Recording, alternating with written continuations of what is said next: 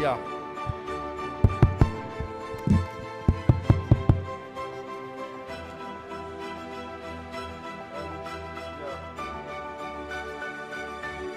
Morning, colleagues. Morning. Okay. So I think it's audible.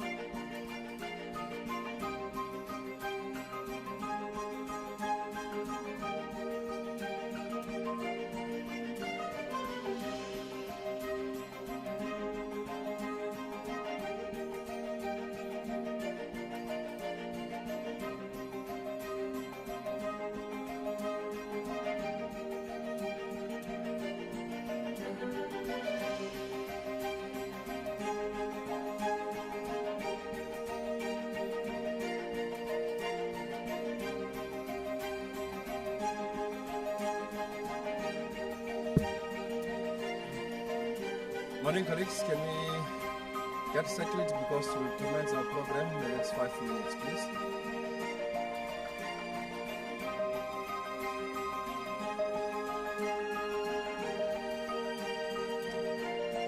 So can I request that those that are still outside be brought in so that we are able to commence with our program in the next 5 minutes?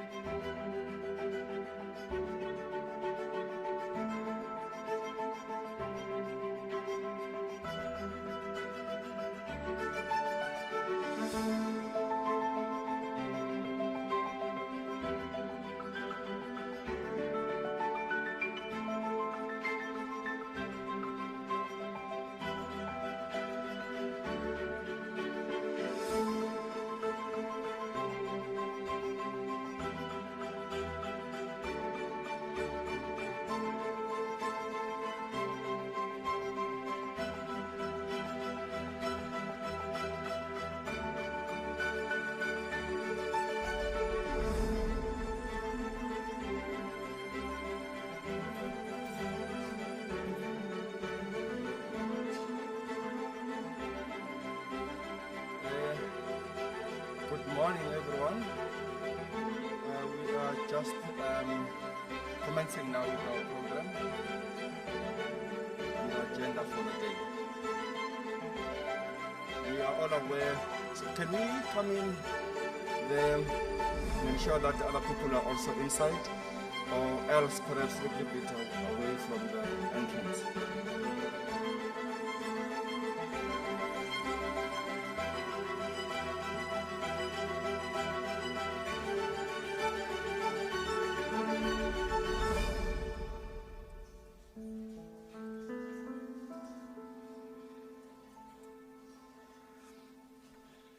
Okay. Colleagues, we are all aware that we are on alert level 3 of our country's risk-adjusted strategy for COVID-19. As a result, we do need to observe certain protocols, including social distancing, sanitizing, and also wearing full our masks to protect each other. And also, we are all aware that we have lost our brothers, sisters, our mothers, our fathers, siblings, our friends, colleagues, and so on through the deadly COVID-19 related illnesses. And as such, I will then request that we all stand up, bow our heads, and observe a moment of silence in honoring those that have passed on.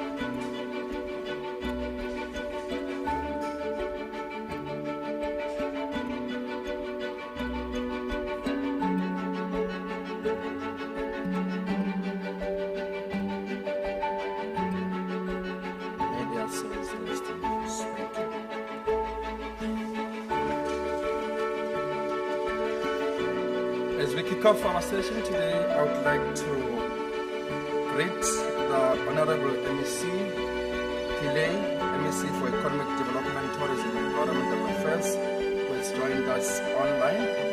Greetings to our KZN Board Chairperson, Mrs. Ina, who also joined us online too, and all other KZN Board members who are part of this session.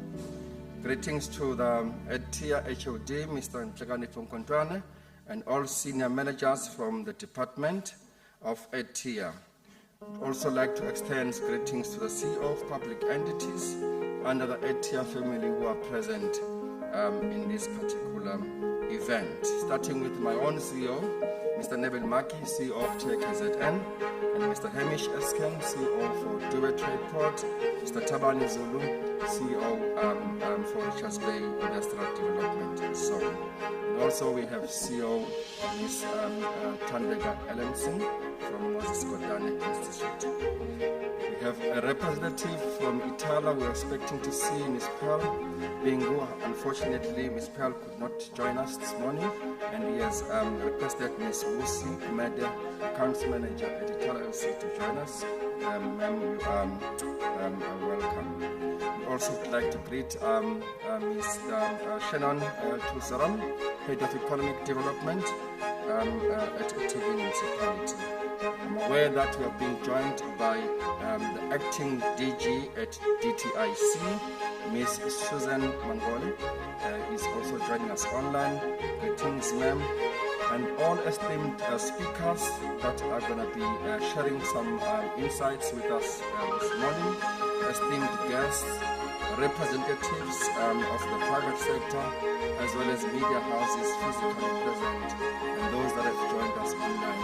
Warm greetings, and we are saying that as of now, the reports are that there's about 82 people that are joining this particular session online.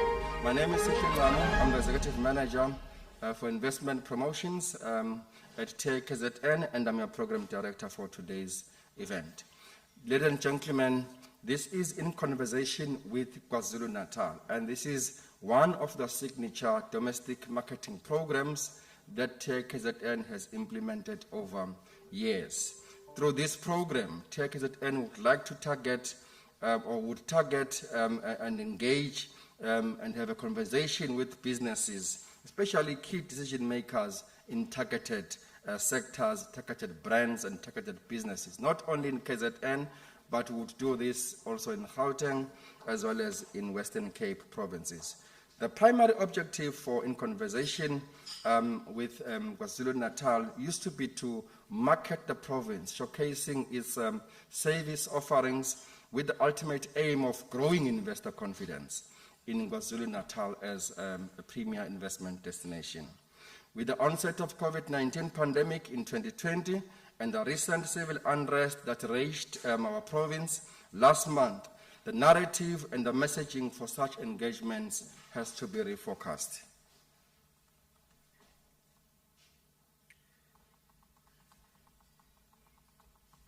Whilst the event still forms part of the destination promotion campaigns aimed at positioning KwaZulu-Natal as a premier investment destination, the focus now is really on outlining government programs aimed at rebuilding the KZN economy in relation to impacts of COVID-19, and more especially after the devastating recent unrest.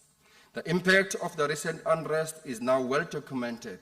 Whilst there is a general understanding that statistics published to date are still not conclusive, depending on what report you are reading or what survey you rely on, all what we know is that thousands of businesses were affected.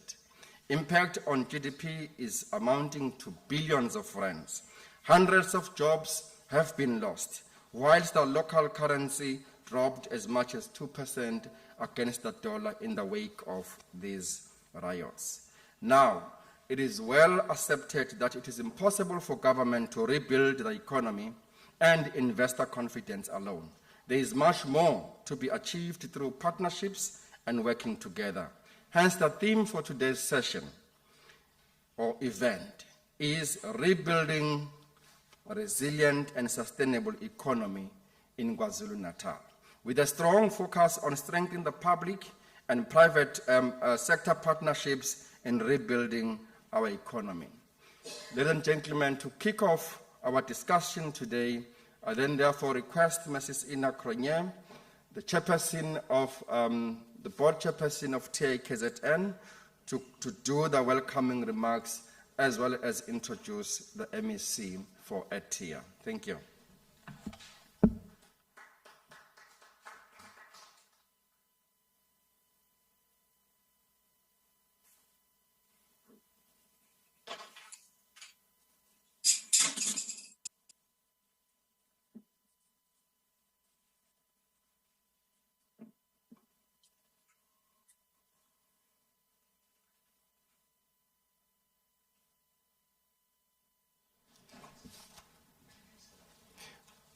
Hello.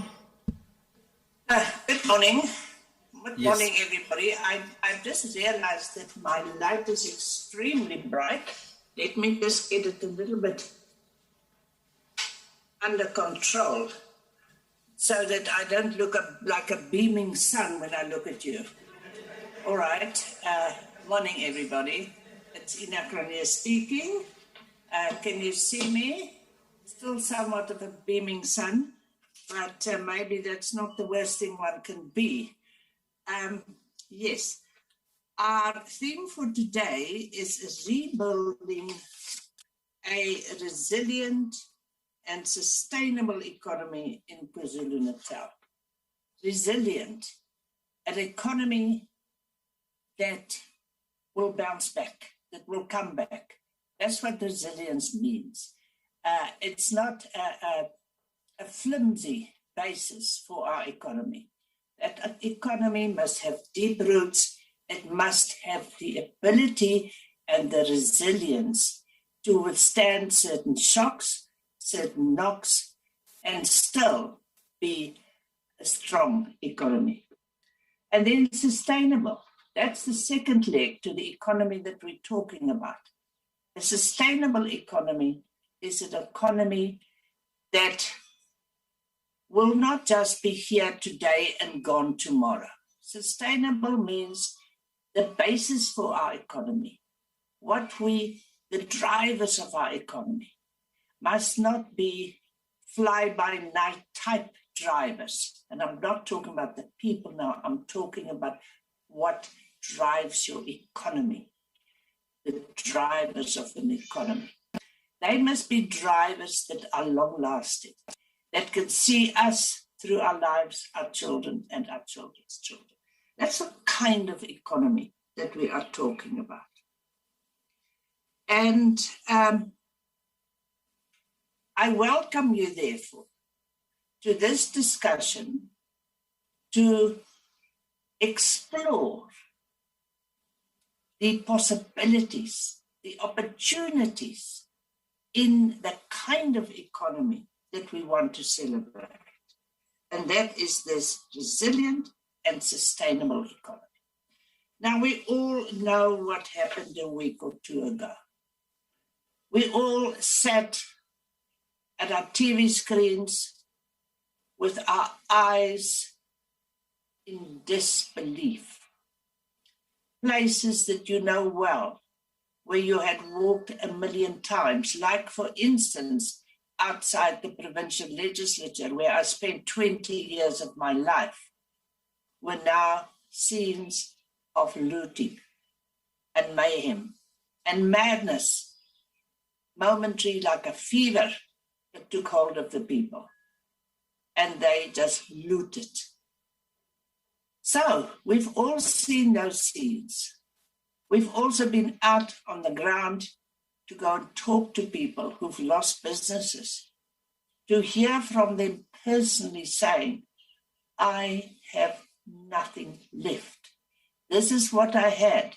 This is what I used to feed my family. And I've lost 100 workers, and it's that money that they use to feed their families. That's what we've come through a week or two ago.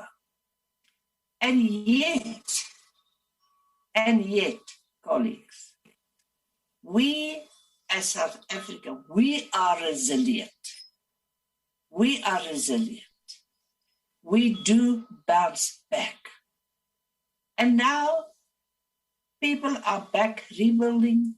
They are back in a positive mood.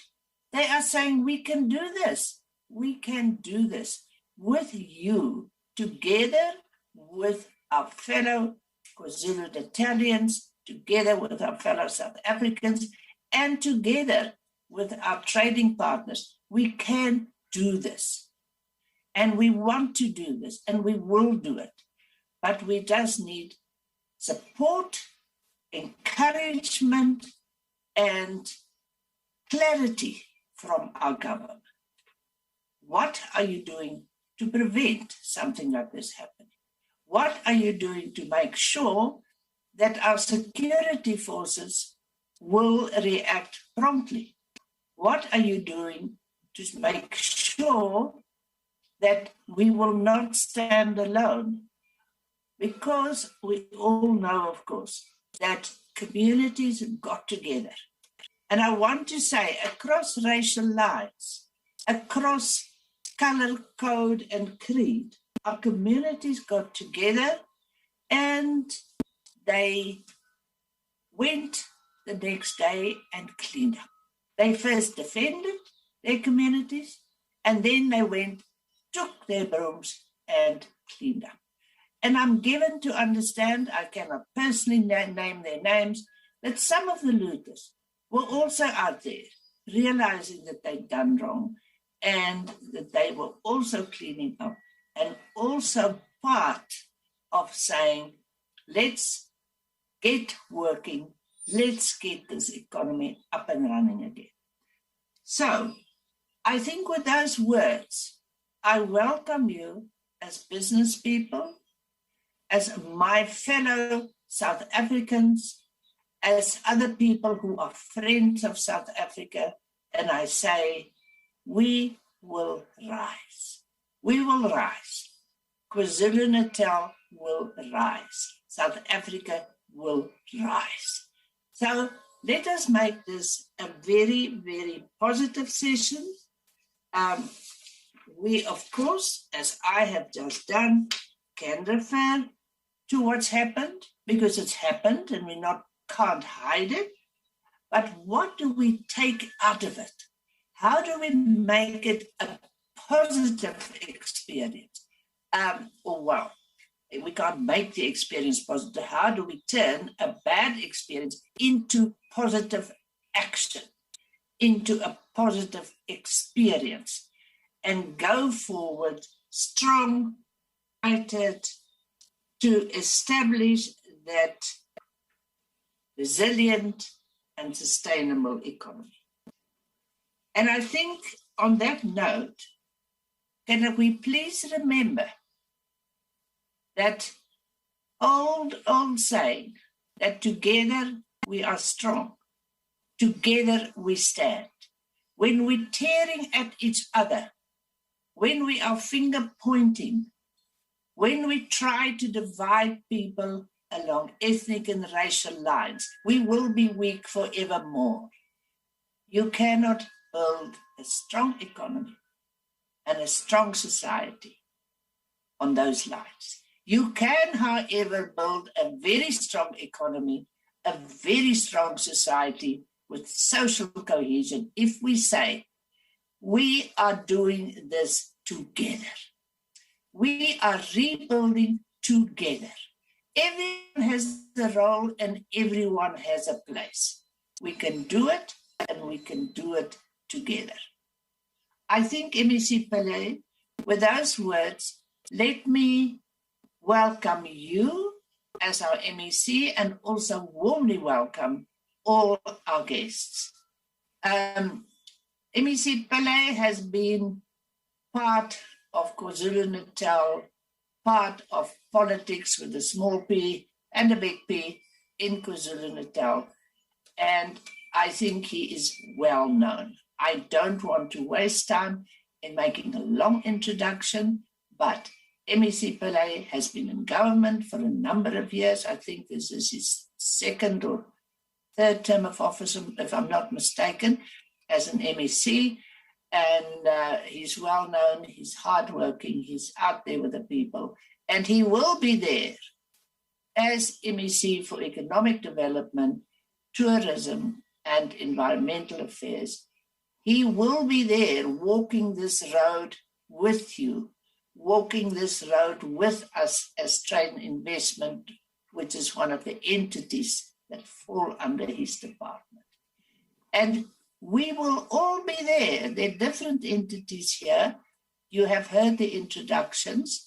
There are different people from government here. We will all walk that road together and walk that road with you as business to grow this economy, to make sure our province stands proud again. And for us who live in the province, people, the normality came so swiftly, it was actually surprising. Of course, there are burnt-out buildings and so on, but just the resumption of normal life, going about your daily business. People were determined not to sit and lament. Let's do the same with your businesses. Let's get those businesses up and running. And I know some people are very hard at work at getting them up and running. Of course, for some, it's not that easy because you've lost every single cent that you've had. Let us work together to help people like that. And I'm sure there will be more said about what kind of help. But please, our doors are open. Please, our doors are open. We're a phone call away. You could even walk in, although that's maybe not the best way because you might not find the people that you want to speak to there. But I am saying our doors are open. Our hearts are open. Our hearts are very much open to resume this journey with you and walk it with you. And MEC Pillay, I think with those words, I welcome you to the podium. I think you're also on a virtual podium, and I can just hope that I was loud and clear. Thank you. Thank you very much, Ina. I hope I can be heard. I seem to be having a problem with my video, but I take it you make do with my voice. Can I be heard? You can be heard. You can be heard. Thank you. Thank you very much. You could maybe slightly raise it if you can, but certainly you can be heard. Thank you very much, Ina. Let me recognize the program director, Mr. Sihle Ngamu. Officially recognize Ms. Ina Cronje as the chairperson of the Trade and Investment Board, other board members and various public entities present, the CEOs of the Edtier family of public entities, business leaders, panelists, other government officials, ladies and gentlemen. Let me thank you all for finding the time to be part of this engagement. And let me apologize that I will have to leave early to be in a meeting with the Premier and subsequently in a meeting with the Minister of Trade and Industry on subject matter, which is very much the subject of this particular conversation. Now, while this engagement, which is entitled In Conversation, is an annual event, this year it has come at quite a critical time and arguably much more than just a conversation. It comes at a time when we are busy engaging various stakeholders following the civil unrest that engulfed the province at the beginning of last month. And last week, Premier Sihle Zikalala led us, including the chairperson of the board, Ina Cronje, in an engagement with the diplomatic corps. And we were amazed at the interest. I think we must have met over 16 representatives of over 16 countries in that particular engagement. Just yesterday, we were part of an engagement organized by Itala, one of our key entities. We've also met many business leaders individually and through structures such as the Durban Chamber of Commerce and Industry and the KZN Economic Council. And most importantly, or very importantly, we are also in conversation with our communities, with labor, organized labor, and civil society formations. So these engagements demonstrate our strong commitment to the social compact we entered into with business, labor, and civil society, because recovering the economy from the ruins of COVID-19 and the civil unrest would require a coordinated and focused effort from all of us. And so we are encouraged and very grateful to the social partners for the commitment they have shown immediately after the unrest and that which they continue to show.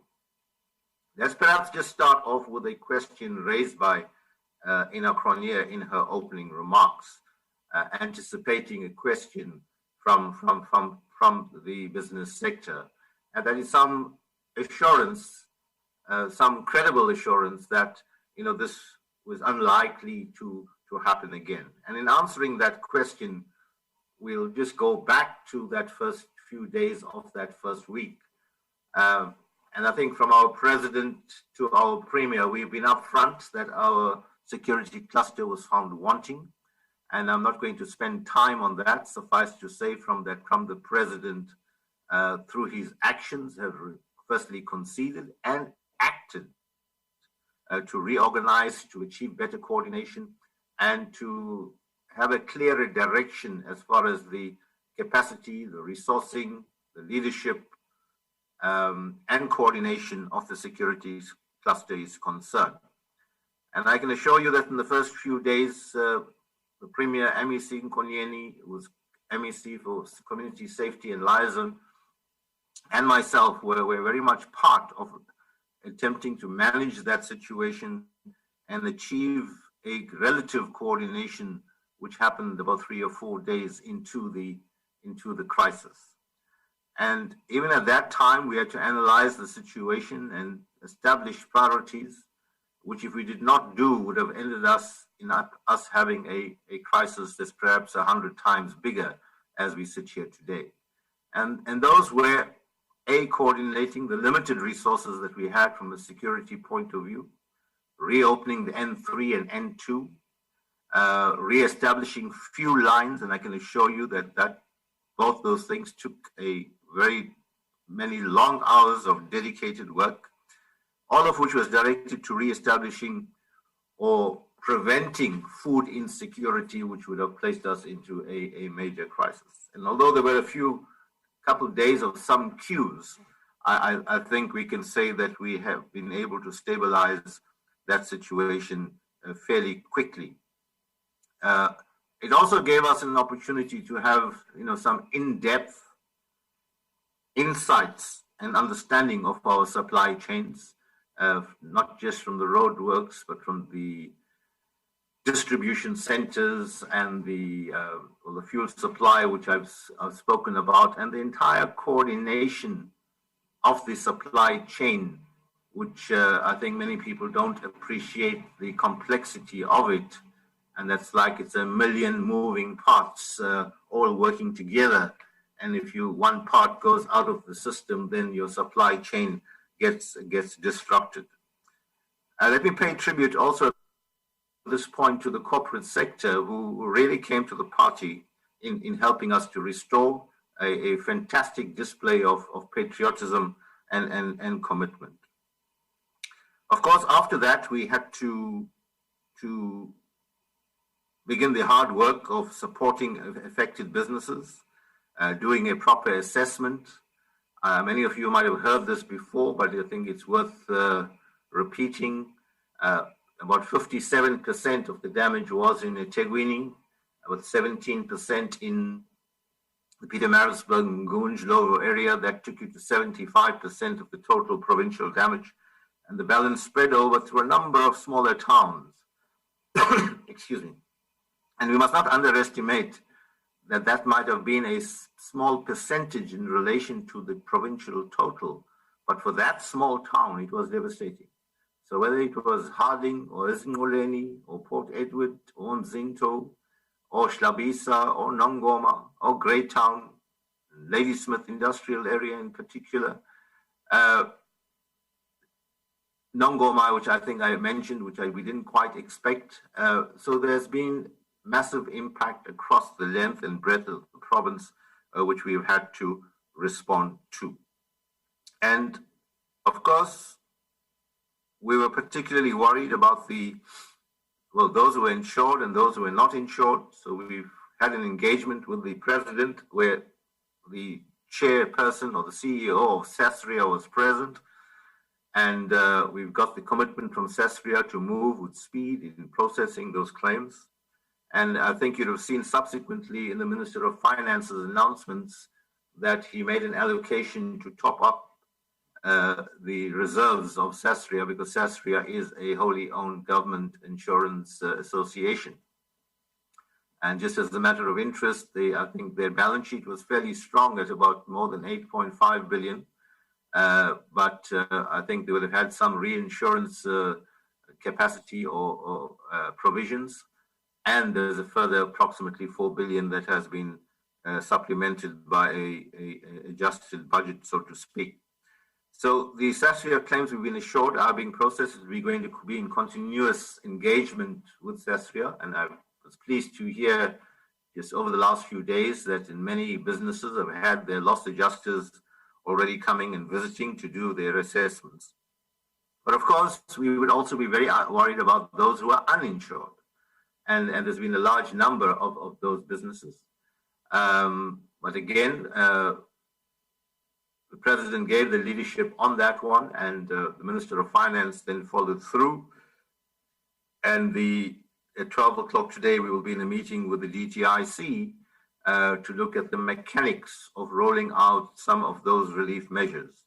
At this point, we're looking at about 3.75 billion rand that has been mobilized at a national level.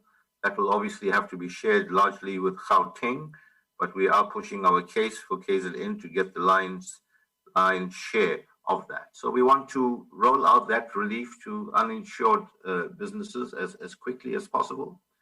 But we also want to target the township and rural economy, because in as much as we deal with security and as much as we deal with our more established businesses, I think 50% of the equation that we have to deal with refers to our small SMMEs, the township and rural economy, because that is where we build the social stability that's required to sustain our economy. And so major engagements as far as that are underway, and we also want to get that particular relief rolling out. Of course, we've also begun to energize and in some cases accelerate our own internal programs, which are directed towards the same sectors of the economy. So the rollout of Operation Vula, for example, which is had commenced already before the unrest. We want to conclude it by the end of, hopefully by the end of September, if not sooner. That's an amount of 300 million rand, which will reach 1,000 SMMEs across the province. We want to establish or strengthen the small town rehabilitation funds that will target towns that have been affected. And we want to, in a more medium term, look at implementing the road to rail logistics in partnership with Transnet. All our entities represented here today will play a key role in the recovery process. And although we are under a rationalization process for our entities as part of a broader streamlining and making more efficient our government systems, at the moment we have 13 entities in the province, from Itala, both the IDFC and the SOC, to Trade and Investment, to Richards Bay IDZ, the Liquor Authority, KwaZulu-Natal, or Ezemvelo, and the list goes to a full 13. And we want all of them to contribute to this recovery process. And I believe they are already hard at work, ensuring that we safeguard existing investment while doubling our efforts to attract a new investment. I think, fortunately, as we were responding to COVID-19, we were developing our KZN economic recovery, reconstruction, and transformation plan. And all three words are important there because the transformation element in building a more inclusive economy is critical.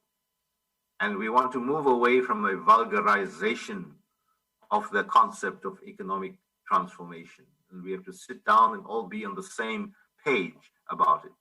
But this economic recovery plan, which was worked out with our partners, that's organized business, labor, and civil society, led to us saying that we can't have a spray and pray approach. We've got to be scientific and targeted. And so we broke our economy down into 14 sectors, starting from, agriculture to tourism, manufacturing, industrialization, ICT, and the fourth industrial revolution, infrastructure, whether it's road, rail, and air, or water, electricity, and sanitation. And then maybe I'll pause to make the point there that the capable and effective state is a critical part of economic recovery. Water and electricity are key economic issues just as much as they are critical and vital social issues. So all of this forms part of our economic recovery plan, and we are working in each sector to work with stakeholders in that sector to devise responses and targeted direction of resources into plans that work. I was pleased to see the Premier quoting the former Chinese president, who said that we want things that work. It does not matter whether the cat is black or white as long as it can catch the mice. And that's the practical approach that we want to drive our economic recovery efforts. A number of roadshow events to key markets are being planned and led by Trade and Investment KZN. Of course, this is in the context of the Africa Continental Free Trade Area Agreement, which has been signed. And one of those marketing exercises actually starts on Thursday in Ghana as the host of the second Intra-Africa Trade Fair to be held in November, hopefully at the ICC in Durban. We are then sending a delegation to Accra, Ghana, to engage with captains of industry, governments, funding agencies, exhibitors, and buyers, just to mention a few of the stakeholders that are being mobilized. I might also mention that we were only scheduled to have this Intra-Africa Trade Fair in 2023, which we had bid for and secured. this year's trade fair was scheduled to have been in Rwanda. And Rwanda, largely because of its COVID situation and other challenges, was unable to do so. And then the Afrexim Bank, in partnership with the AU, then approached us, and obviously we grabbed it with both hands to demonstrate our commitment to it. It's perfectly in line with our motto that KwaZulu-Natal is gateway to Africa and the world. And of course, the whole vision of a continental economy and the opportunities that poses for us as South Africa generally and KZN in particular.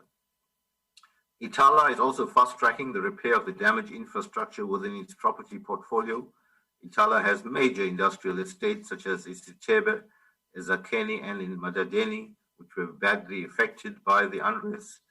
We've estimated the damage to be as high as 527 million rand, which hopefully will be covered by our Sasria cover. And the entity is exploring the use of temporary modular structures as a short-term solution until damaged properties can be rebuilt. But in terms of business finance, also Itala will be assisting its clients with the installment relief. Of course, this event is being hosted at the Dubai Trade Port, and which has, of course, achieved a reputation for excellence as far as SEZs in the country are concerned. The Dubai Trade Port has enhanced security measures implemented within the precinct to ensure the immediate and long-term safety and security of the precinct, and specifically focused on the retention of existing investors and tenants, as well as providing a stable investment environment for new investors. Of course, the Dubai Trade Port is part of the King Shaka International Airport Complex, and therefore is part of a national key point, and therefore its security would always be a number one priority in national terms. Despite the recent unrest and economic contraction, investors continue to show confidence in our SEZs. And I want to make this point and build on what Ina Cronje had spoken about as far as our resilience, about the diversity of our economy in KZN, that we have the ability to withstand shocks. And this was proved in many ways in the response of our domestic corporate citizens in the way they responded and said that they will be part of our program, which is processing of reassure, rebuild, bring back investment, and all under a hashtag of KZN in rising. And when we met with the diplomatic corps as well, we gave them a message which I think was well received, that when we were engaging with international investors in the post-recessionary and in the COVID, at the height of the COVID pandemic, international investors, we were saying to us, look, let your domestic investors take the lead and then we will follow.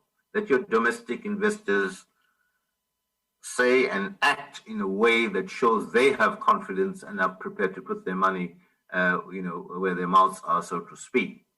And I am very proud to say that our domestic investors have done and are continuing to do precisely that, which then enables us to then, even our delegation going to Ghana on Thursday, will be able to speak with confidence about that particular resilience. At the Richards Bay Industrial Development Zone, the construction of 2 investment projects are continuing. These are the Wilma assay processing with an estimated investment value of 1.1 billion, as well as the Nyanza light metals with an estimated value of 4.5 billion. And these 2 projects have already created over 240 employment opportunities from the time they commenced construction a couple of months ago. Moreover, they've also created other business opportunities for subcontractors who have in turn created employment within their value chain. I might take this opportunity to say that, look, we can't just continue like the business as usual at the same time. And I could speak at length about the experiences across the province.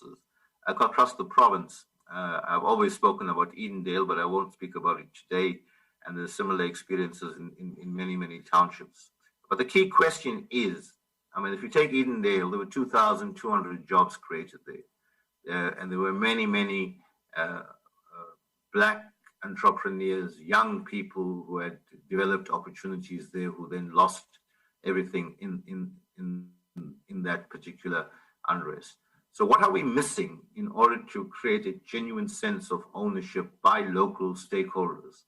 And the example that we are looking at, the Maponya Mall in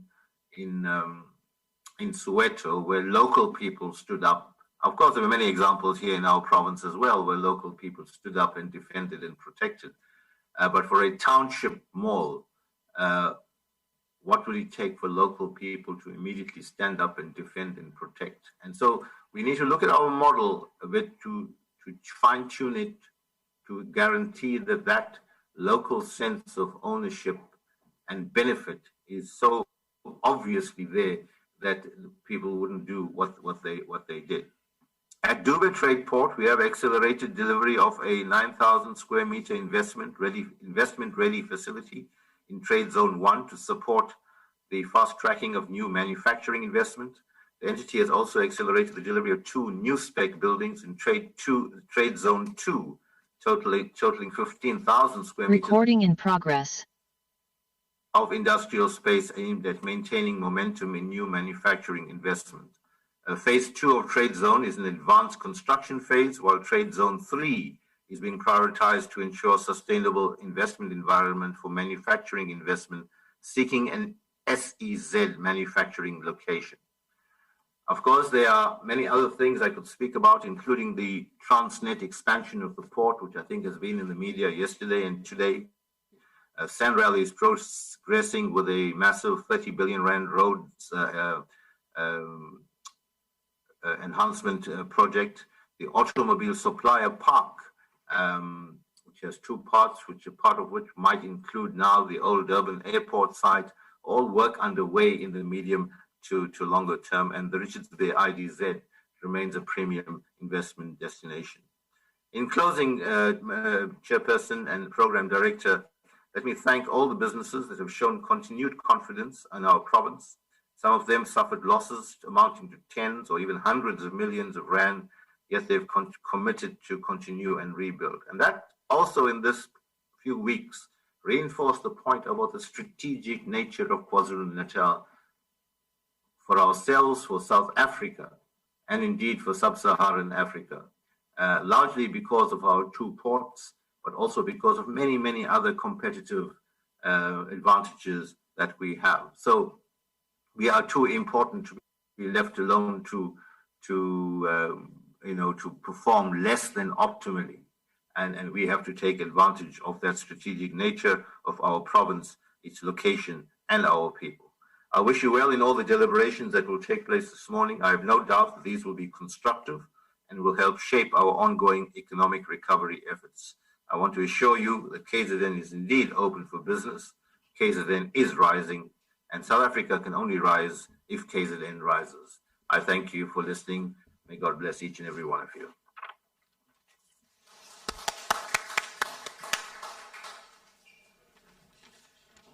Thank you, MEC Ravi Pillay, MEC for the Department of Economic Development, Tourism and Environmental Affairs. And thanks to Mrs. Nakronye, the board chairperson, for KZN for unpacking the theme for today's session, but also emphasizing that KZN will rise and outlining the foundations for these as really working together and forming partnerships. I think the MEC has provided us with a mouthful and very insightful direction in terms of what the government has put in place as intervention measures, not only for COVID-19 pandemic, but as well as the civil unrest. The number of destination marketing events that have been undertaken and those that are planned to rebuild investor confidence, but also some key initiatives that seek to anchor our SEZs, both Durban Trade Port and the Richards Bay ITZs, as centers for excellence in terms of investment attraction. So I think I'm not going to go into details, but suffice to say that the way of partnerships, coordination, strengthening, working together, and in a coordinated fashion seem to be the words that we really need to focus on, even on this particular session and discussion today, so that we're able to rebuild together and work together to make our economy rise again. In those few words, I would just like to thank the MEC and thanks Mrs. Ina Cronje. I know that MEC has indicated that he will leave shortly. But also want to recognize and acknowledge the partnerships that we have in this program. We have partnered with, obviously, our department, which is our mother department at TIA, and the Richards Bay Industrial Development Zone. We have partners on this program with DTIC, Dubai Trade Port, KZN Growth Fund, ITALA, National Empowerment Fund, Moses Kotane Institute, the IDC, Department of Small Businesses, as well as CIFA. We thank you so much for your partnership in this program. Now, I would like to call upon my CEO, Mr. Neville Maki, to come to the podium to give us a presentation on impact of the recent unrest in investment promotion environment. Thank you, Neville.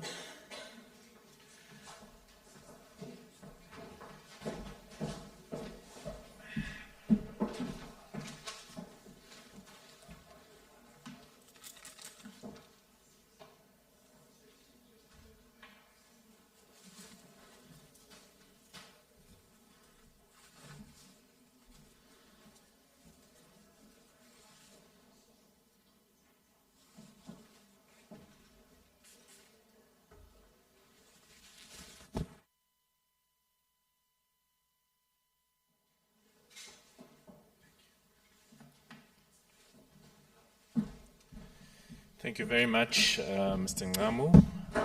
Honorable MEC for Economic Development, Tourism and Environmental Affairs, MEC Ravi Pillay, Chairperson of the Board of Trade and Investment, KwaZulu-Natal, Ms. Ina Cronje, fellow CEOs, and our host today, Mr. Hamish Erskine, CEO of Dubai Trade Port, CEO of Moses Kotane. I recognize you, Mr. Shannon Tulsaram, representing eThekwini Municipality, our fellow partners, ladies and gentlemen, good afternoon, good morning. My topic is to give you an indication of the impact of the recent violence and the activities that we have noticed in KwaZulu-Natal. Program Director, I'm going to slightly deviate from that and showcase investment opportunities in KwaZulu-Natal. And I think the recent activities of the last 3 weeks will be summarized in the next video in terms of the industry response. We'll play this next video.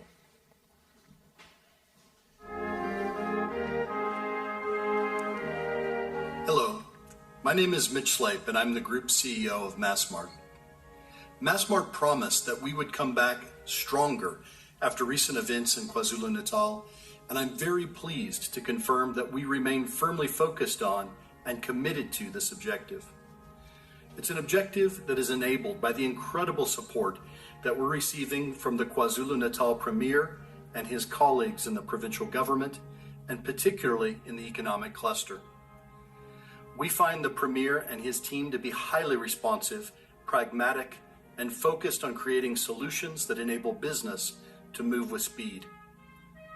My personal experience is that KwaZulu-Natal is open for business, which is why Massmart intends to invest significantly in the province, not only as a part of the rebuild, but also in the development of new, better stores and state-of-the-art distribution centers. We will come back stronger than ever, and we greatly appreciate the support of the KwaZulu-Natal provincial government in making that a reality.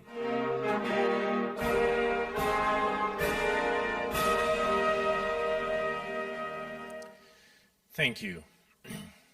That in itself is an indication of industry's response to the recent activities that we have experienced in the last couple of weeks.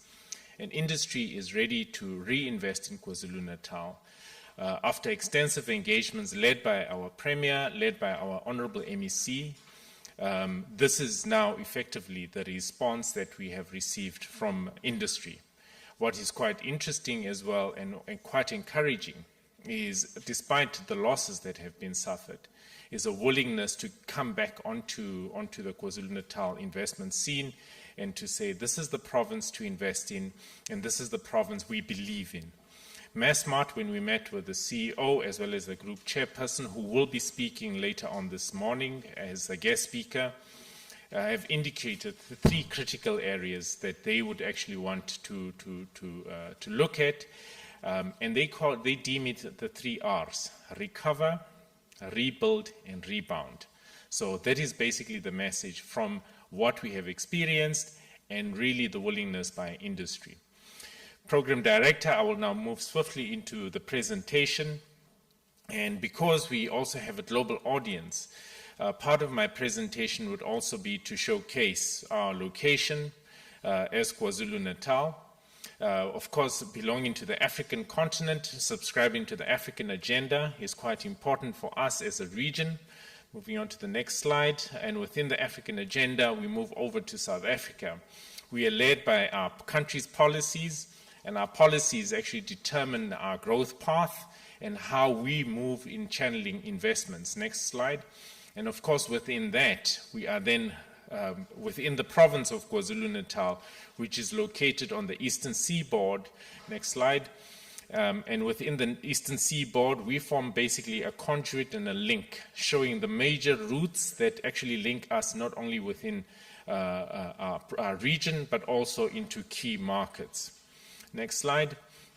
KwaZulu-Natal is a resilient province, as the chairperson of the board has indicated, that we are a very strong economy, being the second largest contributor to South Africa's economy. We follow Gauteng, and then after KwaZulu-Natal, we followed by the Western Cape and all the other provinces. All these provinces, of course, are quite important to the South African economy, but KwaZulu-Natal is a resilient province that really is very strong in an economic space. Next slide. When you look at the key statistics that actually outline KwaZulu-Natal as a region, we are able to indicate, I think, let's go to the next slide. There seems to be a problem with that slide. KwaZulu-Natal is generally known as the Garden Province, purely because KwaZulu-Natal is what we call forever green, particularly when you're in the coastline. With subtropical weather, with 600 kilometers coastline, we have, of course, with the biggest ports in sub-Saharan Africa, the Durban Container Port, which is really our anchor and the backbone, not only to South Africa, but to the neighboring countries, including the port of Richards Bay, which is predominantly a break bulk cargo port. Population size, 11.4 million people, with 2 of UNESCO's World Heritage Sites within our province. Next slide. KwaZulu-Natal effectively aims to be the leader in export trade and a premier destination for investment in South Africa. And as I've indicated, next slide, we have 2 of South Africa's key ports, both responsible for 65% of South Africa's containerized trade coming into these 2 regions. Hence, during that period when the N3 had been closed for a few days, the impact was heavily felt within the country. Our MEC has strongly spoken about our desire to move goods from road to rail, which is a discussion that we are currently engaging on with the Transnet Freight Rail and Transnet as a group itself. Next slide. Key strategic pillars that actually drive our economy. The first one are industrial and economic hubs, as well as SEZs. And within the SEZs themselves, quite critical is like the one that we're in, Durban Trade Port, really becoming a stimulus for economic activity. The next one being, of course, the Richards Bay IDZ, also stimulating economic activity in 2 of key KwaZulu-Natal markets. The third one that is being proposed is that for the clothing and textile sector, which is further north in Ladysmith. The Aerotropolis, and of course we've been heavily impacted by the pandemic, but we have not removed our finger off that button in terms of driving the agenda of ensuring that we create an airport city. The maritime and blue economy, quite critical for our region, including tourism and property development. Agriculture, as part of agriculture, of course, it would be agro-processing and agribusiness, and of course the manufacturing sector. So these are key strategic pillars that we subscribe to as a region to really drive issues around economic development. Next slide. As part of this, we have established a one-stop shop that seeks to assist in terms of regulatory compliance in partnership with the DTIC. We subscribe to the national body in terms of the linkage, in terms of fast-tracking investments within KwaZulu-Natal.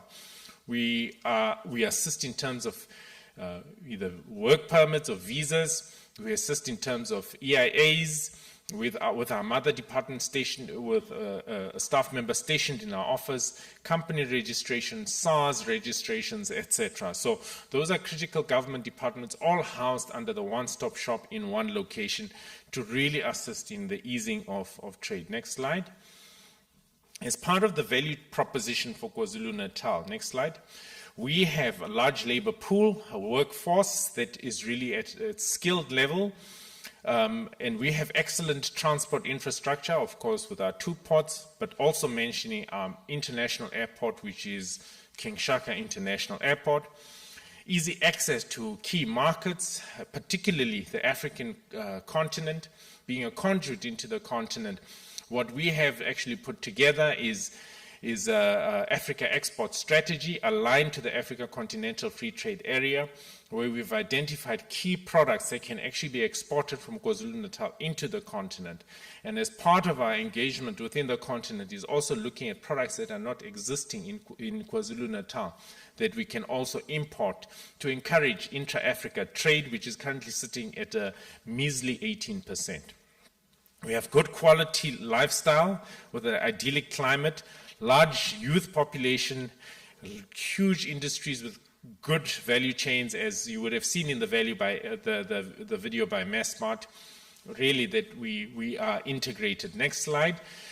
Key sectors of focus, manufacturing being quite critical. We have a traditional component of the manufacturing sector, which really deals with sectors that are quite mature, and then we have growth potential sectors within each one of them. Of these pillars, so manufacturing, tourism, agriculture, property, services, as well as transport and logistics, as well as the oceans economy.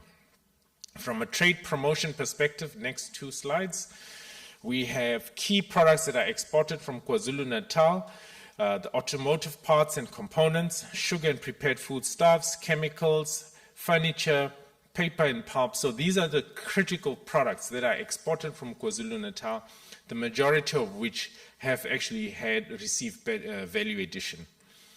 Next slide. These are the top 10 export destinations where KwaZulu-Natal exports to. You will then notice that, of course, the UK, the USA, Netherlands, Germany, China, Japan, etc. Those are key markets, and of course within the top 10 we have Namibia, Botswana and Mozambique within the continent itself, to show the commitment from KwaZulu-Natal in terms of exporting into the continent. Next slide. Narrowing down specifically for the African continent, predominantly within the SADC region, but we've also tapped into the Western African region where we've seen growth potential in Nigeria as well as in Ghana. Next slide. We have an investment booklet which really showcases all the investment opportunities within KwaZulu-Natal, which has been featured previously by our Head of State, President Ramaphosa, at the State of the Nation address. Really, it seeks to drill down into key investment opportunities to highlight how those the location of the opportunities and how you can participate in those projects. This, in essence, ladies and gentlemen, is KwaZulu-Natal, a wealth of investment opportunities, South Africa's most diverse economy, an economy that has not slept, the economy that has continued to be awake, continent's most sought after emerging markets, as well as a gateway not only to South Africa, but to Africa and the rest of the world. With these few words, Program Director, I want to thank you, and I would like to pause here. Thank you.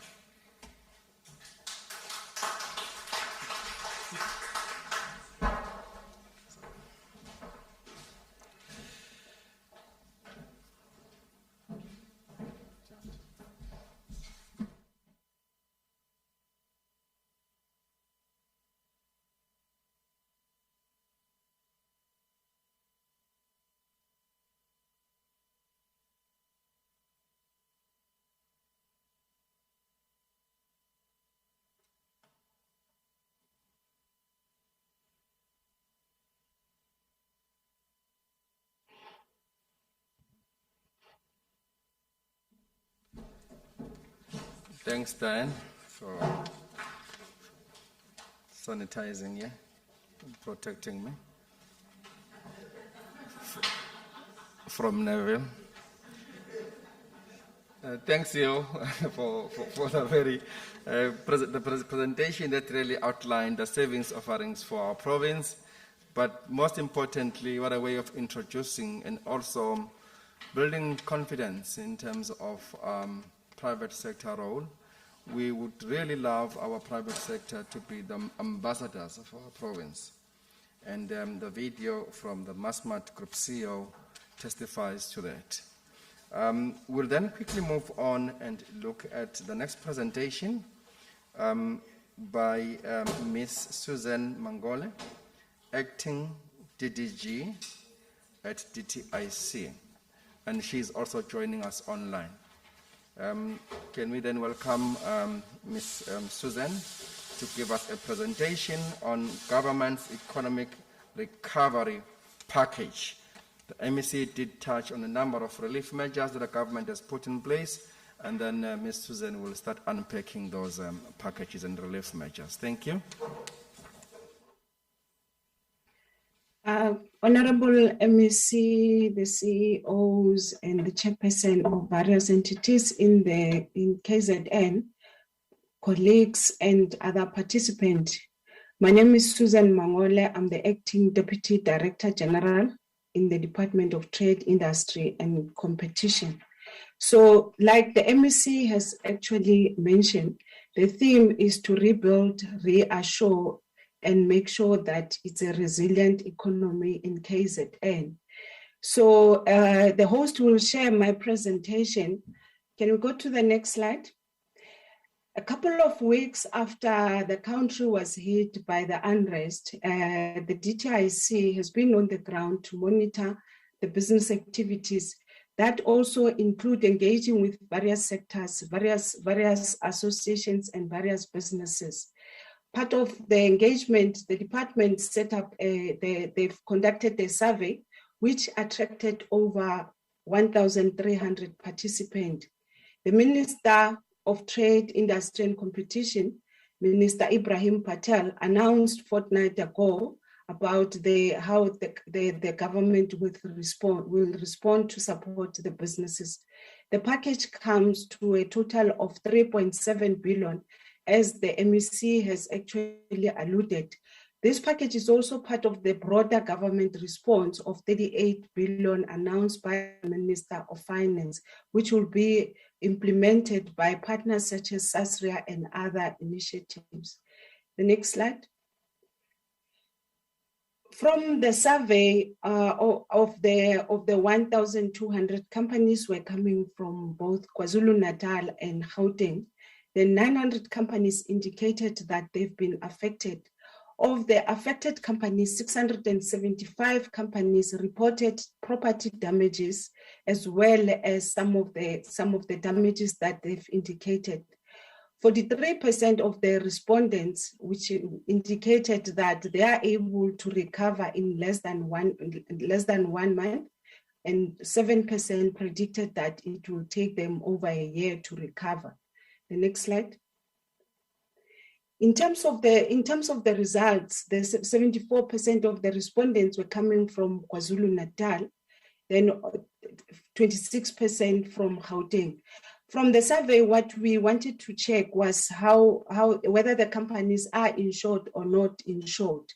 So from the respondents of the survey, 42% indicated that they're actually not insured. They're actually insured with SASRIA, and of that, 57% they're not insured, which then forms part of the vulnerable. So the 57% comes from the 675 that have reported that they have damages. The next slide. What we have seen is that in terms of what the companies has estimated, they've estimated that they've lost, in terms of what they were estimated at the time of the respondents, 3.5 billion was in terms of the cost of the damages. But then when you look at the orders that they have lost for that period, is over 6 billion. Various sectors were affected. However, manufacturing reported the biggest loss in terms of the damages, as well as in terms of the stock. And before the unrest, manufacturing was employing a number over 100,000. However, part of the survey, we asked them if they're going to be able to recover all the jobs. The objective was to make sure that when we put the support packages, we encourage that the companies need to bring back the jobs that they say potentially might not come back. This is with objective to preserve the jobs within the economy, as well as to make sure that companies recover quick and rebuild quick and restore the value chains. The next slide. The package that has been set aside is implemented in partnership with the Department of Small Business Development, Industrial Development Corporation, the National Empowerment Fund, as well as CIFA. So what then happened was that as the support was set out, a lot of companies were coming across the mandate of these companies. The next slide. The first support coming from the DTIC is the Critical Infrastructure Reconstruction Program. The program aimed at supporting affected companies and affected businesses to rebuild the infrastructure. So it is implemented for both Gauteng and KwaZulu-Natal. It is a cost-sharing grant of up to 50% of the total qualifying infrastructure, capped at 30 million. One of the key mandatory requirements is that you need to be a registered South African business. Municipalities and other entities can also apply. On this support, we have a team on the ground. The team that visited KZN, led by Mr. Justice Ngwenya and Mr. Tammy Klassen, met with various entities and stakeholders, including Itala and Isitebe, just to assess the damage of the infrastructure. The team came back again this week to assist these companies to put together information to be able to access the support. So one of the key things is that for the municipalities and other entities that will be accessing, we need a resolution that authorizes the application of the infrastructure. The next slide. From the IDC, what the IDC has set aside, they've put a support package of up to 1.5 billion to support the initiative to rebuild the economy of KwaZulu-Natal and Gauteng. The first one is the 1.4 billion that will assist businesses, both existing and new clients, that operate within the sectors of the IDC. And the funds will be made available at a concessionary rate to ensure that applicants that are affected access the money. The second one is the 100 million grant allocation, which provide technical and financial assistance to small businesses in the townships, rural areas, and small towns that have been affected. The third one is the 10 million CSI allocation to support food security and recovery efforts in affected communities. Then the last one is the interest-free loan. The IDC, together with the department, has set aside 400 million to support affected manufacturing companies to restore the value chain, as well as other related services that would have been affected.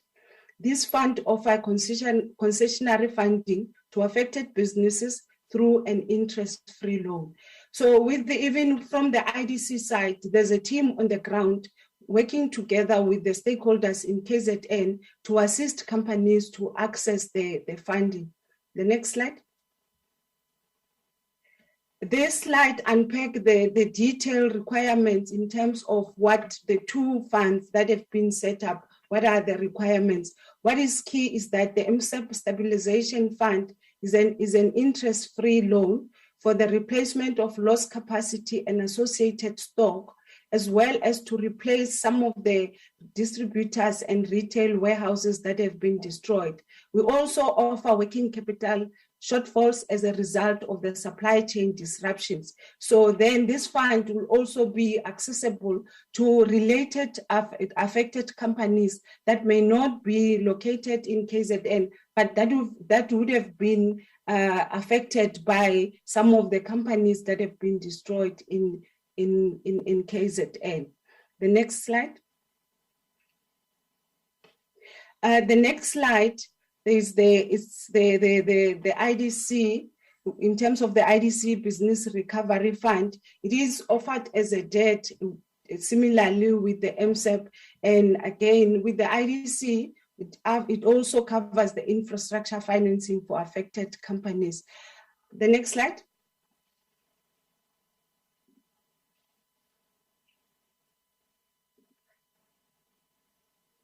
The next one is the business recovery for the township, the one that is aimed at supporting the township businesses as a grant. The facilities available will be made available as a grant, and where possible will be crowded in with other financiers. The maximum grant it ranges between 5 and 10 million. It is available to small businesses to replace the lost capacity, as well as replace some of the warehouses and the stock that they would have lost. So this fund will be offered as a working capital. It will also avail a working capital for a maximum period of 8 months. The next slide. The next one is the facility that is being administered with the National Empowerment Fund, which also to support the manufacturing and the retail capacity that are of affected companies in both Gauteng and KZN. The companies that have been affected are able to access this funding. It is kept at an amount of 10 million to replace stock, as well as to rebuild their businesses. What is key is that the applicants need to demonstrate that they're not going to be able to lose job after the support and during the support. They will also qualify for a grant amount of up to 3 million if they bring all the jobs within a period of 12 months. The next slide. As mentioned, this facility is kept at an amount of 10 million and it will support building improvements, machinery and equipment, commercial vehicle, fittings of premises, replenishing of the stock. So after 12 months, then the assessment will be done. If the company is able to restore to bring all the jobs and they are operational, they may qualify for a grant amount which is kept at 3 million. The next slide. Some of the conditions, the 10 million comes as an interest-free loan with a moratorium of up to 12 months and then with a term of repayment of up to 60 months. This facility is open, it's also available. One of the key things is that the team is on the ground trying to help companies to put in an application. The next slide. The next one is the one that I've mentioned, that we're working with the Department of Small Business Development. It's through CIFA. It's the Business Recovery Support Program available to companies that have been affected as well as the informal trader support program. The business recovery is aimed at funding small enterprises that were negatively affected by the looting in KZN during the month of July. It is available to uninsured small enterprise impacted negatively. The small enterprise will be able to replace the stock through the working capital, replace the machinery, and some of the working capital that they will require. For the informal traders, it is available for it actually focuses on business support packages through financial and non-financial purchase of stock items with the intention to resell to the residents. The next slide. In terms of the business recovery support program by SIFA, it is available to registered entities in South Africa, and then it must be owned by 100% South African citizen. The informal traders, it's available to South African and should have one of the key requirements is that it should have a bank account. So like I have mentioned that this support mechanism is actually available. The next slide. One of the key things and one of the questions that came through the chat is how do we access? The support is open. We are open for applications. Like I've mentioned, the team from IDC, NEF, DTIC, as well as SIFA, they are working on the ground. They will be there for the next 2 weeks to assist companies that we could not reach telephonically, also to assist some of the companies in terms of the infrastructure development to put in application. The facilities for both IDC and NEF, they do offer the bridging facility for insured companies that are still working with SASRIA to claim. One of the key issues that we worked on at the beginning was that we worked in partnership with National Treasury and SASRIA just to understand their processes, like the MEC has alluded, in terms of how long they'll be able to disperse and what will be the process. So the clients that have engaged with SASRIA, we do have some verification mechanism with SASRIA, then they will be able to tell us how far is the process of the claim. Hence, both IDC and NEF, to allow the companies to rebuild quicker, they offer bridging facility at a 0% rate. So program director and colleagues, thank you so much. That brings me to the end of the presentation. Thanks. Thank you. Can we clap hands for her? She announced a number of billions and millions that are accessible from various entities. Thank you so much, Susan, for really outlining the results of the survey that was conducted, but also some support packages that are available either from DTIC, IDC, NEF, or SIFA, and also some qualifying criteria for these relief measures. And we can confirm that as of yesterday, we met with the team from IDC in discussing some of these measures and some partnership arrangements in order to support businesses. But also, most of the documents that you spoke about, the criteria and guidelines and application forms, we have uploaded them at our KZN Business Support app through our one-stop shop service center. So you can visit the website of KZN, and there's a support desk, business support desk there, and there's an app that has been uploaded with a number of these documents that Susan referred to. And Mr. Ndumiso Mlambo here seated with us is our one-stop shop general manager, who can also give you some more information in terms of what to get in there, and also some other information that has been uploaded.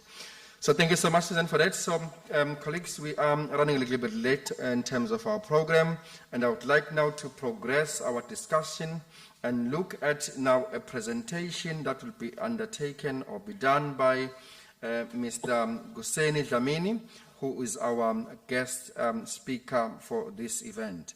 Mr. Dlamini is the chairperson of the JSE-listed Massmart Holdings Limited, a leading African retail group operating over 400 stores in 13 sub-Saharan countries. He is also the chairman of Aspen Pharmacare Holdings Limited, a leading global specialty and global pharmaceutical company with operations in over 50 countries and a product footprint across 150 countries. He's a member of the board of the American Chamber of Commerce in South Africa and is also a member of the board of the South African Canada Chamber of Commerce.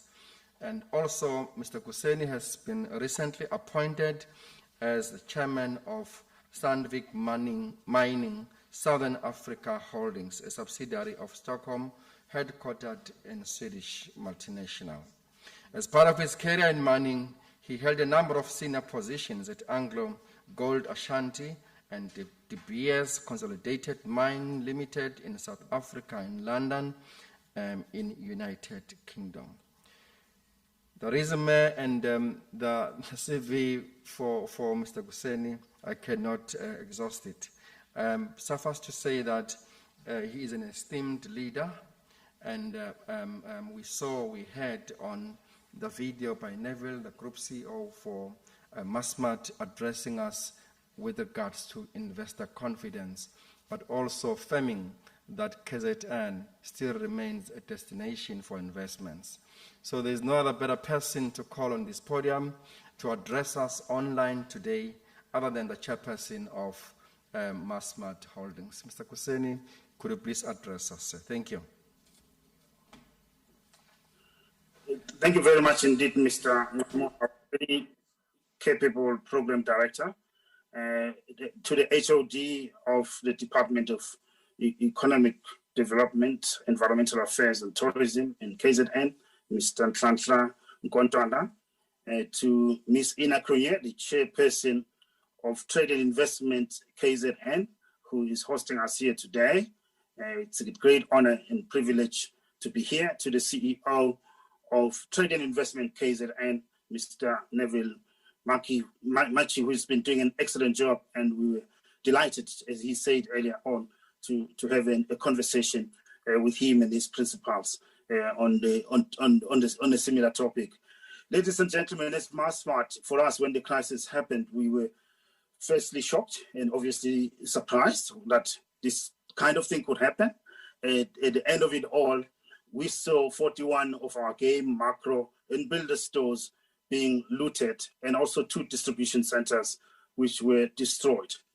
What I'd like to say this morning, when all is said and done, what matters most is not the disruption and the looting that we saw, which we are all united in condemning, but what is more significant is how do you respond to it? Our immediate priority as Massmart when the trouble started was to ensure the safety of our staff, and secondly, to secure our physical assets. We are so fortunate as a business that no serious injuries or fatalities happened amongst our staff. We were therefore very quick to shift our attention to implementing actions to enable our operations to recover, rebuild, and reopen our affected stores. That was very, very important for us. We just couldn't hang our hands in shame and feel defeated. In fact, we had already started recovery planning on the Monday afternoon following the first weekend of the disruptions that we saw, by which time it was very clear to us that the unrest had gained momentum in KZN and parts of Gauteng. Our view is that most of our damaged stores can be reinstated and reopened quickly, and indeed we have reopened some of them.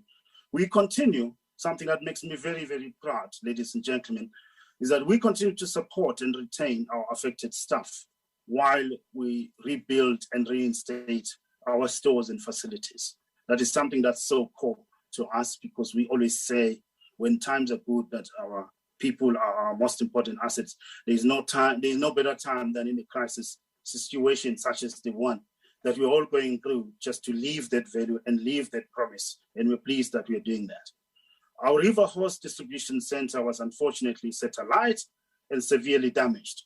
However, our distribution center network nationally has built-in capacity for scenarios that disrupt the supply chain.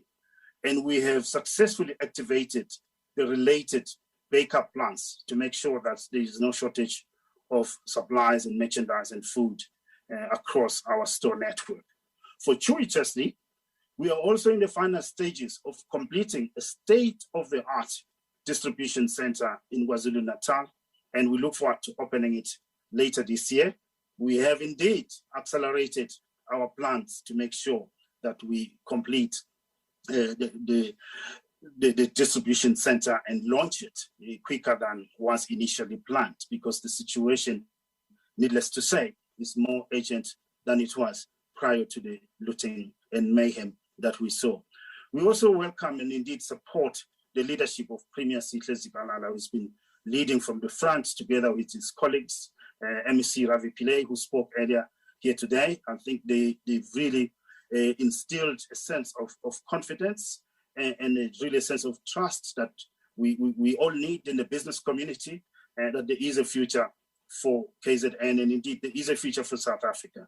We want to stand shoulder to shoulder with our authorities and be a powerful and positive force for the rebuilding of KZN and rebuilding of South Africa, because we believe that is something that we should all be part of. We all have to be part of the building better together, faster campaign that we need.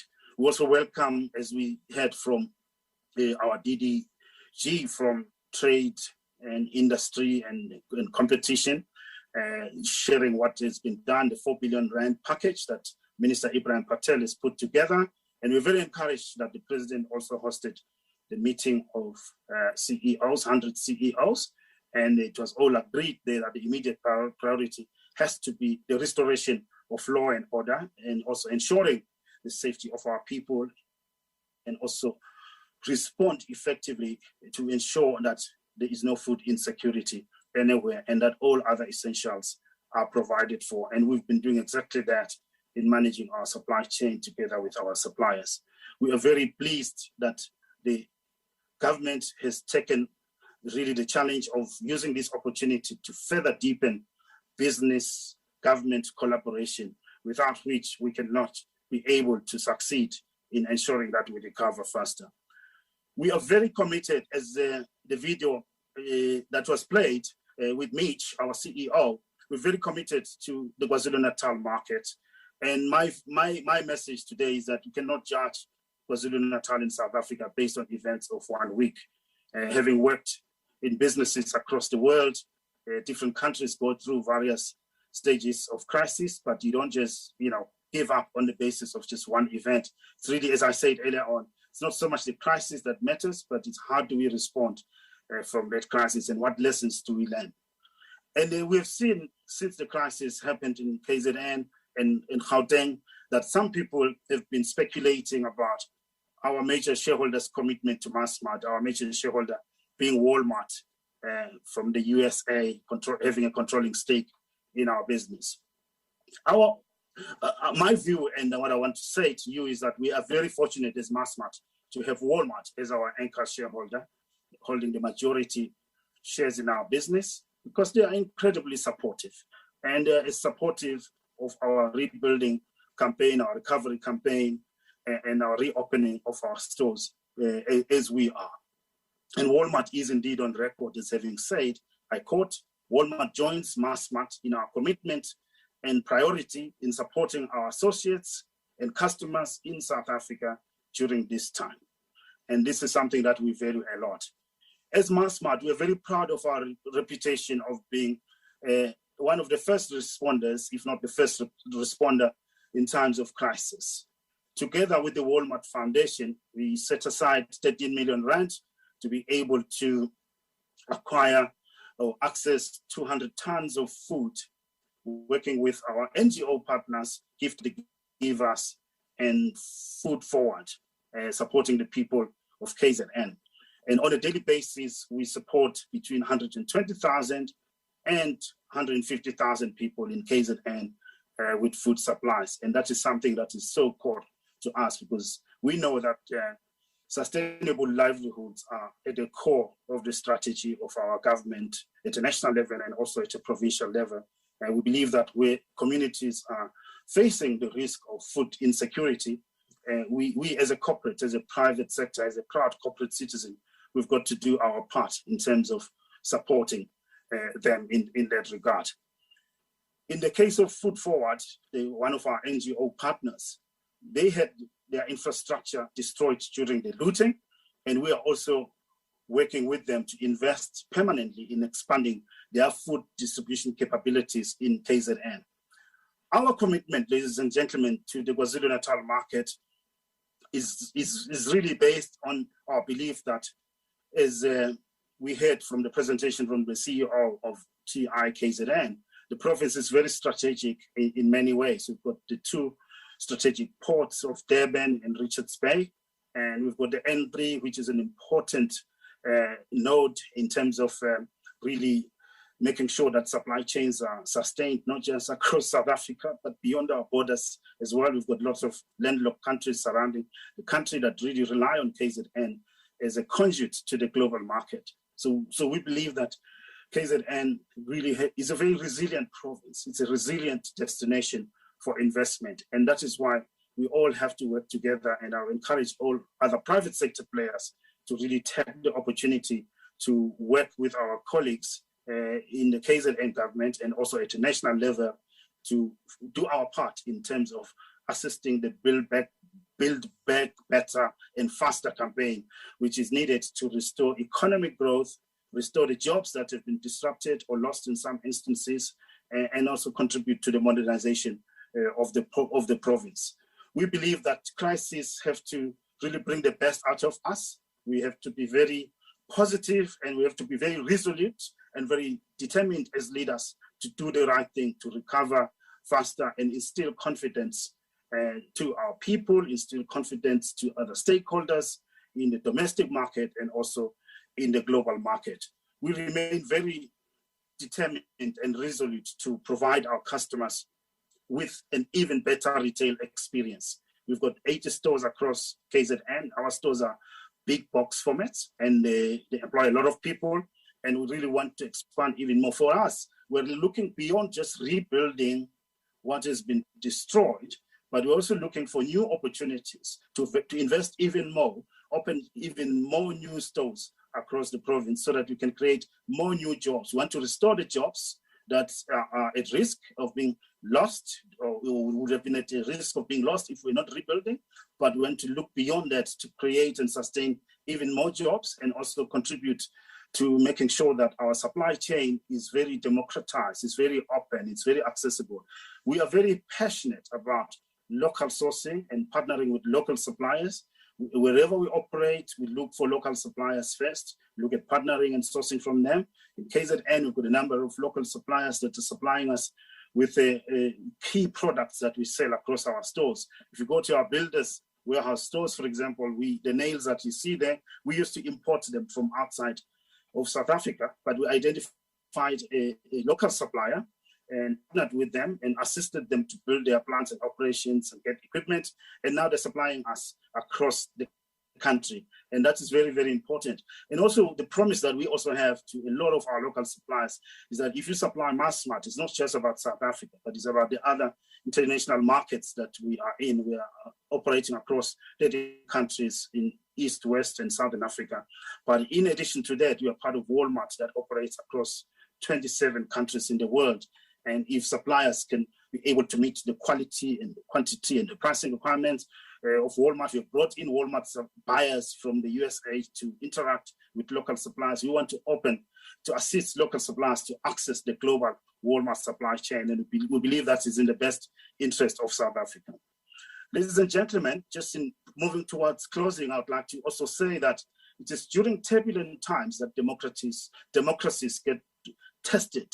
And indeed, that is the time when they have to elect whether to emerge stronger and reinforce themselves to be even more resilient when future challenges come. I believe that this crisis is a test to our democracy, and I believe that South Africa has really come out swinging and come out very, very strong in terms of ensuring that we mobilize all the resources that we have, as we have seen from the various presentations this morning, from our colleagues in government, and also as we have seen from the private sector. It's not just Massmart that responded in the manner that we have. I've seen other colleagues in the private sector doing great and inspiring things to reach out and contribute in assisting our country and province to recover faster. And it is that spirit of business government partnership that we need to be able to deal with crisis situations like this. And for us, it's also just learning the lessons. We've also seen that in some instances, it was the power of communities that stood up really to defend assets that were at risk of being attacked. And the need to build social cohesion and a social compact is really one of the key lessons that we can all learn. We need to make sure that we build inclusive and decent societies where we are constantly expanding the circle of beneficiaries and shrinking the circle of losers. And it's very, very important that we have a stakeholder-based capitalist system where we reduce inequalities, we alleviate poverty, we reduce unemployment, we have more and more people employed. And that requires us to have smart policies that are investor-friendly, requires us to invest in our infrastructure, but more importantly, invest in skills and healthcare. You can't have a prosperous nation without skills and also without a healthy population. Those are the things that are so dear to my heart, and I'm privileged to be involved with both Massmart and Aspen, which are involved in the very critical parts of the rebuilding of our country and indeed our world from the ashes of the global pandemic. And secondly, now, most recently, we have to rebuild from the ashes of the looting and the mayhem that we've faced here in South Africa. I believe that if we work together as we are doing now, we can achieve a lot. We can really make sure that we reinstate and restore investor confidence locally and internationally faster and quicker. And the key thing is for us to have a clear sense of alignment around what is in the national economic interest of our country, and sing from the same hymn book as leaders in business and also in government, and make sure that we put the interests of SA Inc. and we act as Team KZN and as Team South Africa in terms of positioning our country, and also in terms of dealing with the harder challenges that we face. It doesn't mean that there won't be challenges. There will be challenges from time to time, but it's how we tackle them, how we sit around the table to talk through them, find workable solutions in order to overcome those challenges in ways that will enable us to indeed bring a better life for all our people, especially the most vulnerable in our communities, the young people that don't have jobs, the graduates that are not employed, the rural communities that are not benefiting as they should from the mainstream economy. We need to make sure that we build an inclusive, decent, job-rich economy that is sustainably on the path to grow in ways that helps us to become a first world economy within a generation, as indeed I think we can and must. Thank you very much indeed.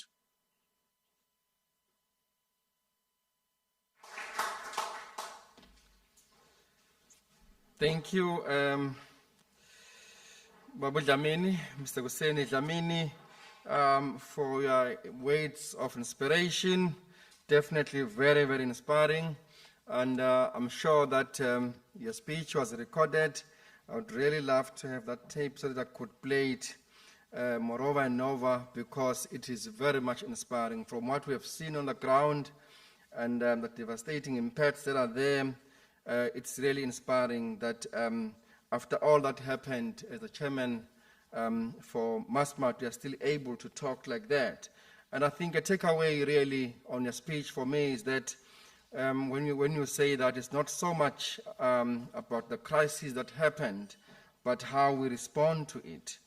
And also the second one is really when you said that we cannot judge KZN investor friendliness with one event. We need to build social cohesion, reduce inequality, reduce unemployment, and develop investor-friendly policies. I think that is very, very mouthful. And I think with those, just those key words, we'll be able to forge and soldier together as we rebuild our economy. Ladies and gentlemen, at this stage, I would like to progress our discussion to the panel discussion that we have, our first panel, and I will call upon my panelists to come at the fore. And those that are joining us online, if I can get an indication that they have already been lined up so that we can then commence with our first panel. So this panel discussion is about strategic partnerships between public, private sector in economic recovery plan and growth. And my panelists for this session, or for this panel, include Mr. Hugo Kutse, the Managing Director from DeFi, Mr. Lubin Ozo, the CEO at Sumitomo Rubber, Southern Africa, Ms. Mpome Langa, Divisional Finance Director at Unilever, Southern Africa, Mr. Temba Sangweni, Divisional Executive for Agro-Processing, Small Business and Regions at IDC, Mr. Mzwabantu Daimani, General Counsel, National Empowerment Fund, and Ms. Gobi Molloy, Manager at the Department of Small Business Development. I know some of my colleagues or some of my panelists will be joining us online, and I think present we have physically Umpumelanga, and then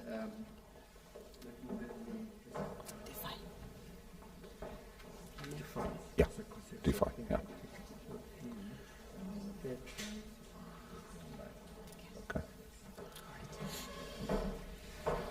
Okay, ladies and gentlemen, I think then we have DeFi physically present here, and then Unilever, and then our third private sector representative, the CEO from Sumitomo Rubber, Lubin Oaks, or Lubin Ozo, is joining us online. Can I just get some confirmation that all my panelists are have already boarded?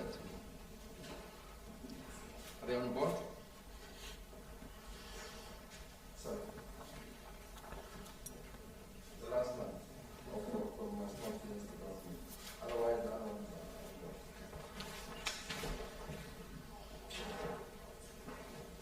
okay. Can I get my house in order? Okay. Can I then perhaps use this one? This one. Can I use this? IT, can you support me? Can I use this mic? Can I take it out of here? No. Okay.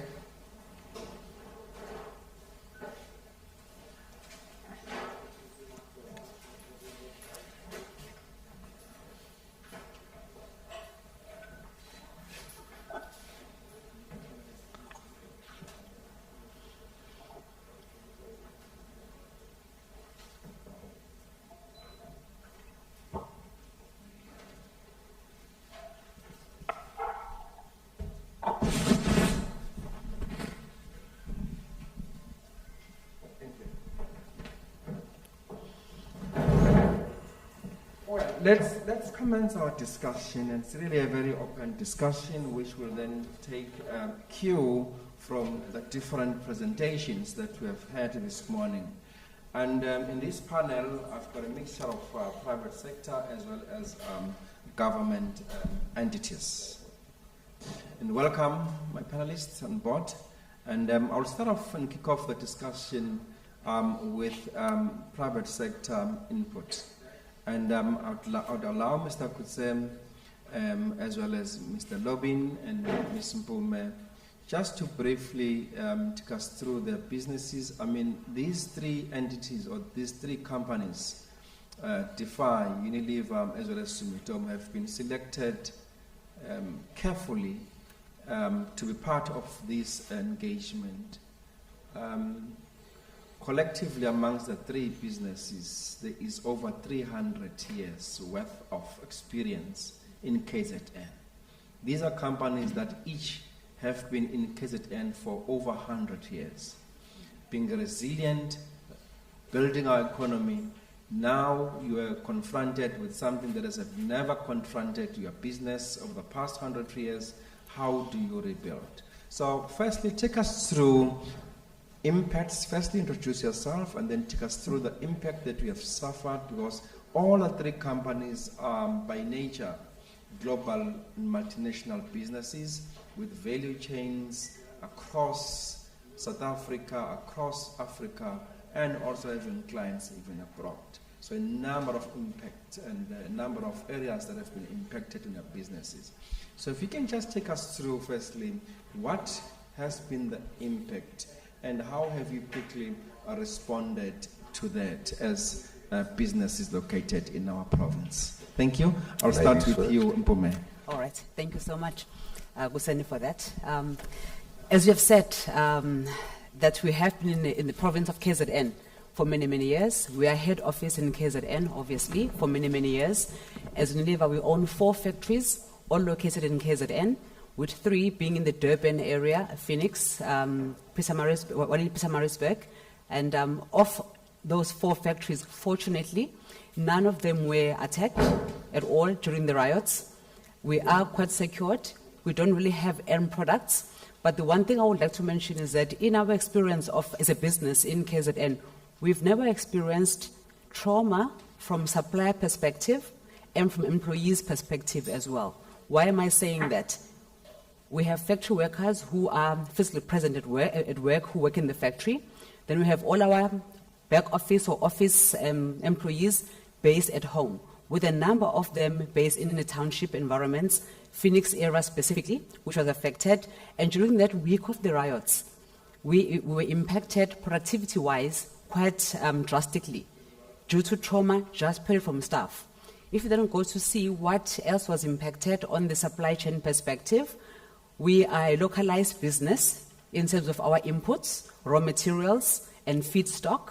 And those suppliers, sadly, some were burned down in terms of offices and factories, mostly in packaging space. Packaging, we use that for our home care, beauty, and food products. And those products, as we speak right now, we can't produce them because the packaging companies were burned down. And that impact to our company is 300 million rand so far, which means we can produce because we've got our materials, because we do keep stock in the factory, but we cannot package and then deliver to the consumers, which means in the end the consumers get impacted. Over and above that, we also supply, we only make products, we don't sell them directly. We supply retailers who then sell to the full market. Your Massmart, your ShopRite Checkers, your Pick n Pays, your Spars. As you all know, that whole value chain was impacted, which means distribution in our space has been fully impacted. We may think it's only 1 week of damage that impacted our business, but not really. We look at 3 months damage in terms of the long-lasting impact on our supply chain, on inputs, and also the distribution arm as well. So as a KZN-based business, we're saddened by what happened. We hope to say that in future, we can never see this happen ever again, because in the end, all of us do suffer. And we hope that if it does happen in future, we can prevent and solve it quicker, because we took much longer to respond, which made things worse to us as a business. And hopefully going forward, we can find a way to just really manage things much more better and quicker with government support, obviously. I will stop there for now. For that, for me, Mr. Hugo, do you want us to take us through DeFi's impact? Yeah, as you've mentioned, between the 3 companies over 300 years, DeFi has been in South Africa for 116 years this year. We're part of a global company called Archelec. We have 27 factories in 9 countries. So we've got a fairly large footprint across the world, not just in Africa. In Durban, we have 1 factory, and in Ladysmith, we have another factory. So on the African continent, currently there's 2 factories. The others are ranging from Thailand, Russia, Turkey, Romania, China, Pakistan, India. So we're fairly widespread. The Durban factory, we were fortunate, we had no losses there. Unfortunately, out of all the factories in KZN, I think DeFi is a Kenny, which is the industrial area of Ladysmith, was probably one of the areas that was most hard hit. And yeah, it took us back, but fortunately for us, being part of a global company, we had the resources to bounce back fairly quickly. And as we sit here, we're still trying to get back to 100% of our capacity. Because also, apart from our local market, we have a range into Africa, into various countries, and we have standing orders which was affected. A lot of our equipment was damaged, stock was looted, some of our equipment was damaged. As we stand now, we have 2 Turkish teams that were sent across to assist us with regards to equipment maintenance and getting it back online as quick as possible. So for us, this was really a problem. We recently decided to move our one factory that was situated in East London to eZekeni, our side-by-side line. With that, it brought over 200 new jobs in that area. And that project was put on hold for 5 weeks now because of the looting, the team that had to fly back in the middle of the whole exercise. The Turkish team that was here to commission that plant was flown back to Turkey. So obviously the message went across the world, there's issues and people is not safe. But, Arcelec is committed to investing in South Africa in 2010 when they bought DeFi, and to date, we close on R1 billion worth of investment already. With the planned equipment for next year, we will exceed that amount at the end of 2022. But yeah, obviously this didn't send a good message because, like I said, we are 9 countries, and all 9 countries know about this because it was communicated in the quarterly board report. So again, this is unfortunate, and we need to learn from this. And like Mrs. Langa said, next time around, hopefully, things will happen quicker, and it will not get to the stage where it did, because personally, from my point of view, I think a lot of this could have been prevented. And as a business, we also feel the same. Thanks so much, Mr. Hugo. I think we'll come back to one thing that you mentioned, and I think also Mpumi mentioned, message going across the globe. So we'll really come back to that and try get an understanding what is the view of your customers, the view of your suppliers across the globe on what happened. But I'll just then want to invite Mr. Lubin Ozim from Sumitomo Rubber. I mean, and again, the similarity with the 3 companies that we identified, though they're not in one sector, is that all of them impacts our lives daily. Either in your household, to buy products, one way or another they are there. And definitely Unilever products, can't live without. And some of us can't live without be on the tires and on the road, on the wheels, and so on. So these are key sectors and key industries of our province. So, Mr. Lubin, would you like to address us and also take us through the impact and how that impact has affected your operations? Good morning. Can you hear me? Yes, okay, great. Yeah. Thank you. So I am here representing Sumitomo, potentially in KZN. I think we are more recognized under one of our brand, which is a Dunlop brand. Operations in KZN, we have one factory also in Ladysmith, in the same sort of community as DeFi. And we have one major distribution center in Durban, as well as a number of franchise stores, although we don't own them. They are part of the sort of Dunlop family that we have across KZN. In terms of the impact for the unrest that we've had, we were first fortunate in Ladysmith, unlike our friends from DeFi, that were heavily impacted. I think, for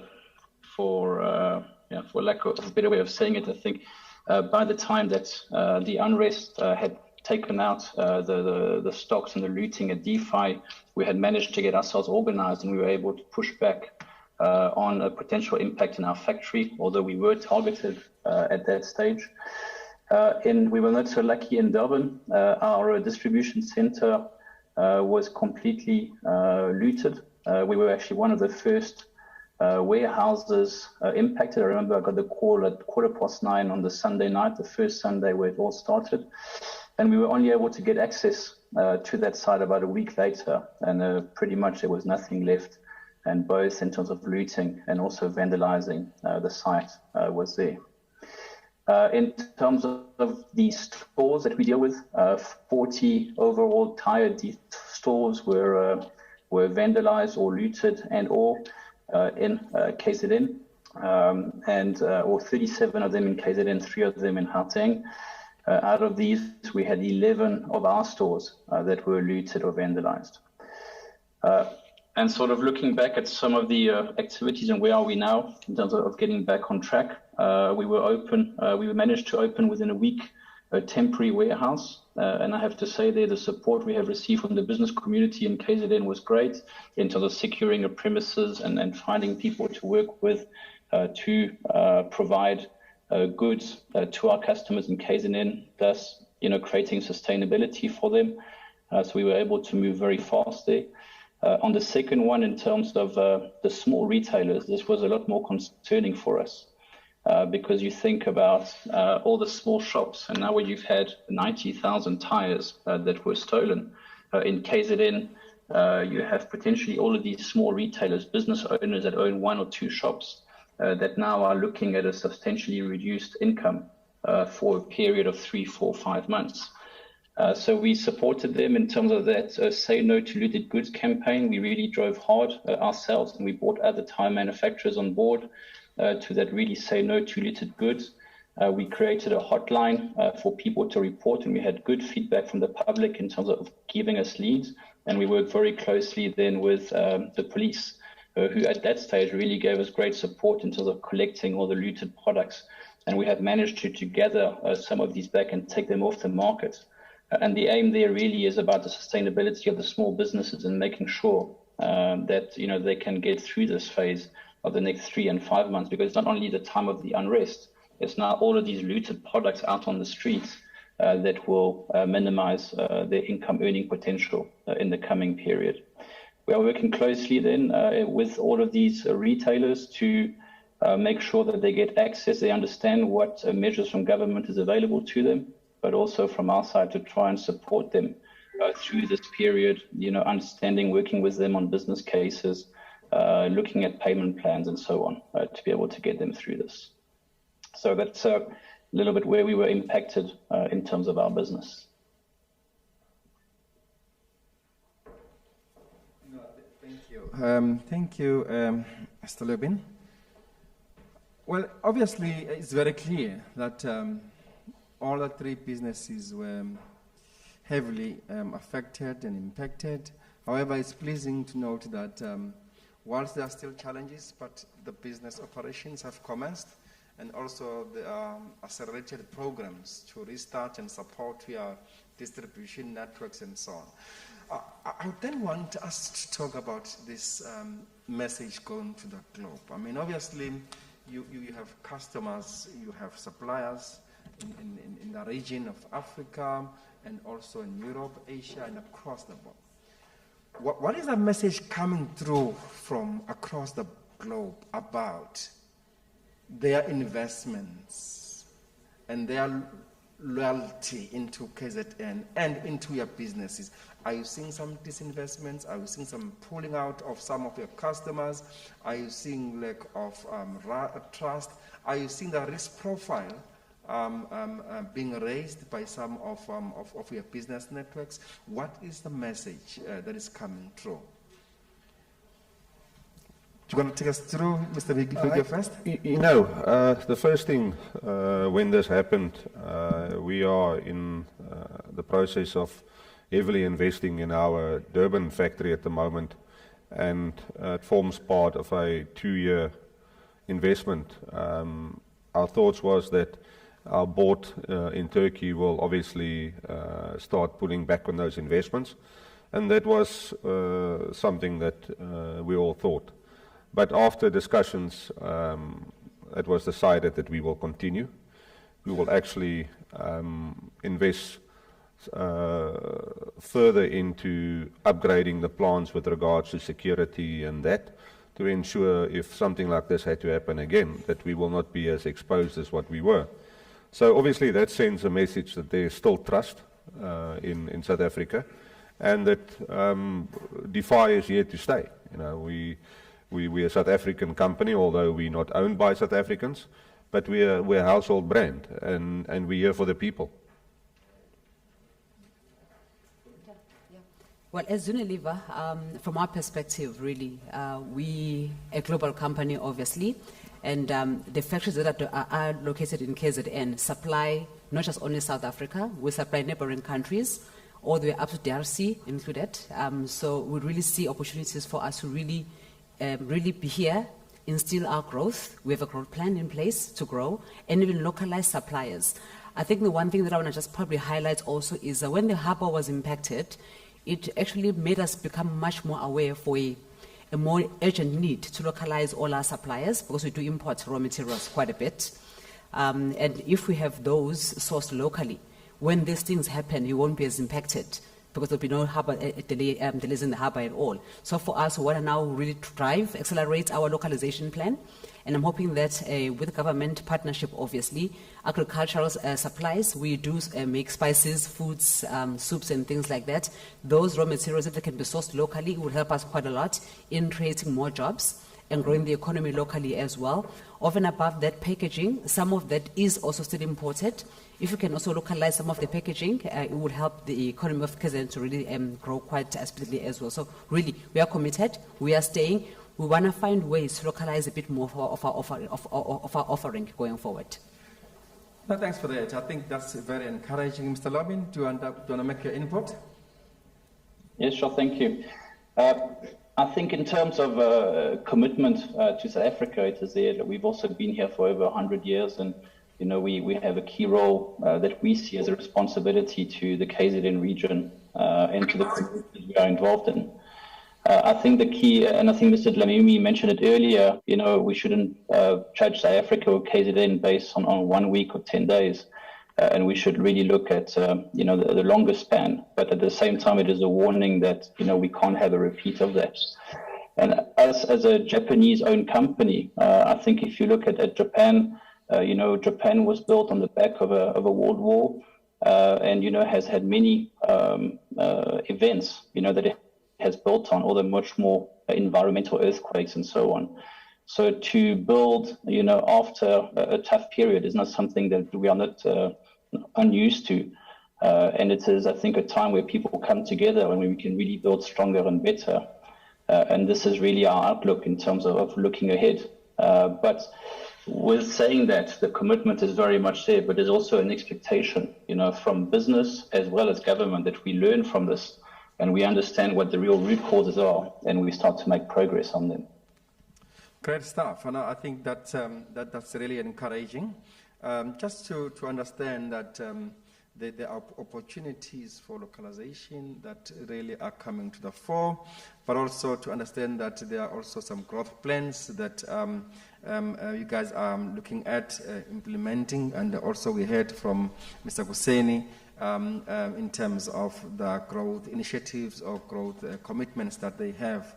Now we know the impact that happened in businesses, but also we know the global view of what happened. And back home, we are all together saying we cannot judge the investor friendliness of our province with one event, but also there is an immediate caution that says this can't happen or should not have even happened. What is your let me not put a number, but what is your key message to government in terms of support measures that you seek, but also in terms of ensuring that you are able to do the business that you are good at doing, and also create the much more needed jobs so that we are close the gap that Mr. Kuseni Dlamini mentioned, inequality and unemployment, and create that social cohesion.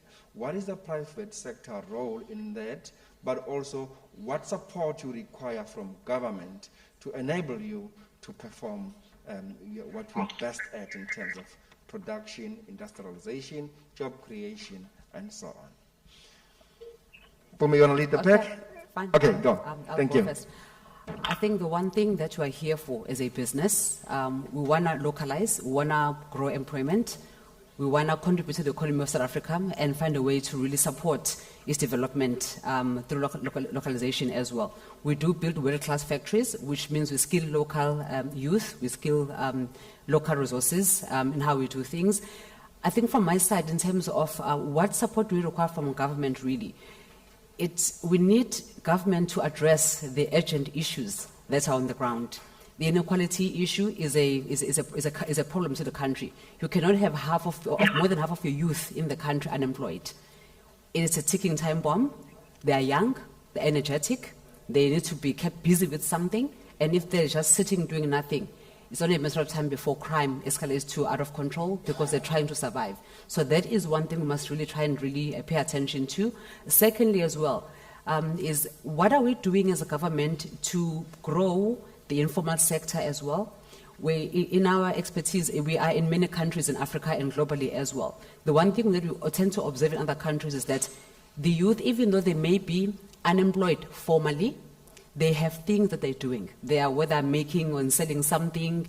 An example in Kenya, in Ghana, you'll find their youth are quite busy. They're always doing something. Yet our youth locally is different. You find a number of youth are sitting doing nothing for the whole day.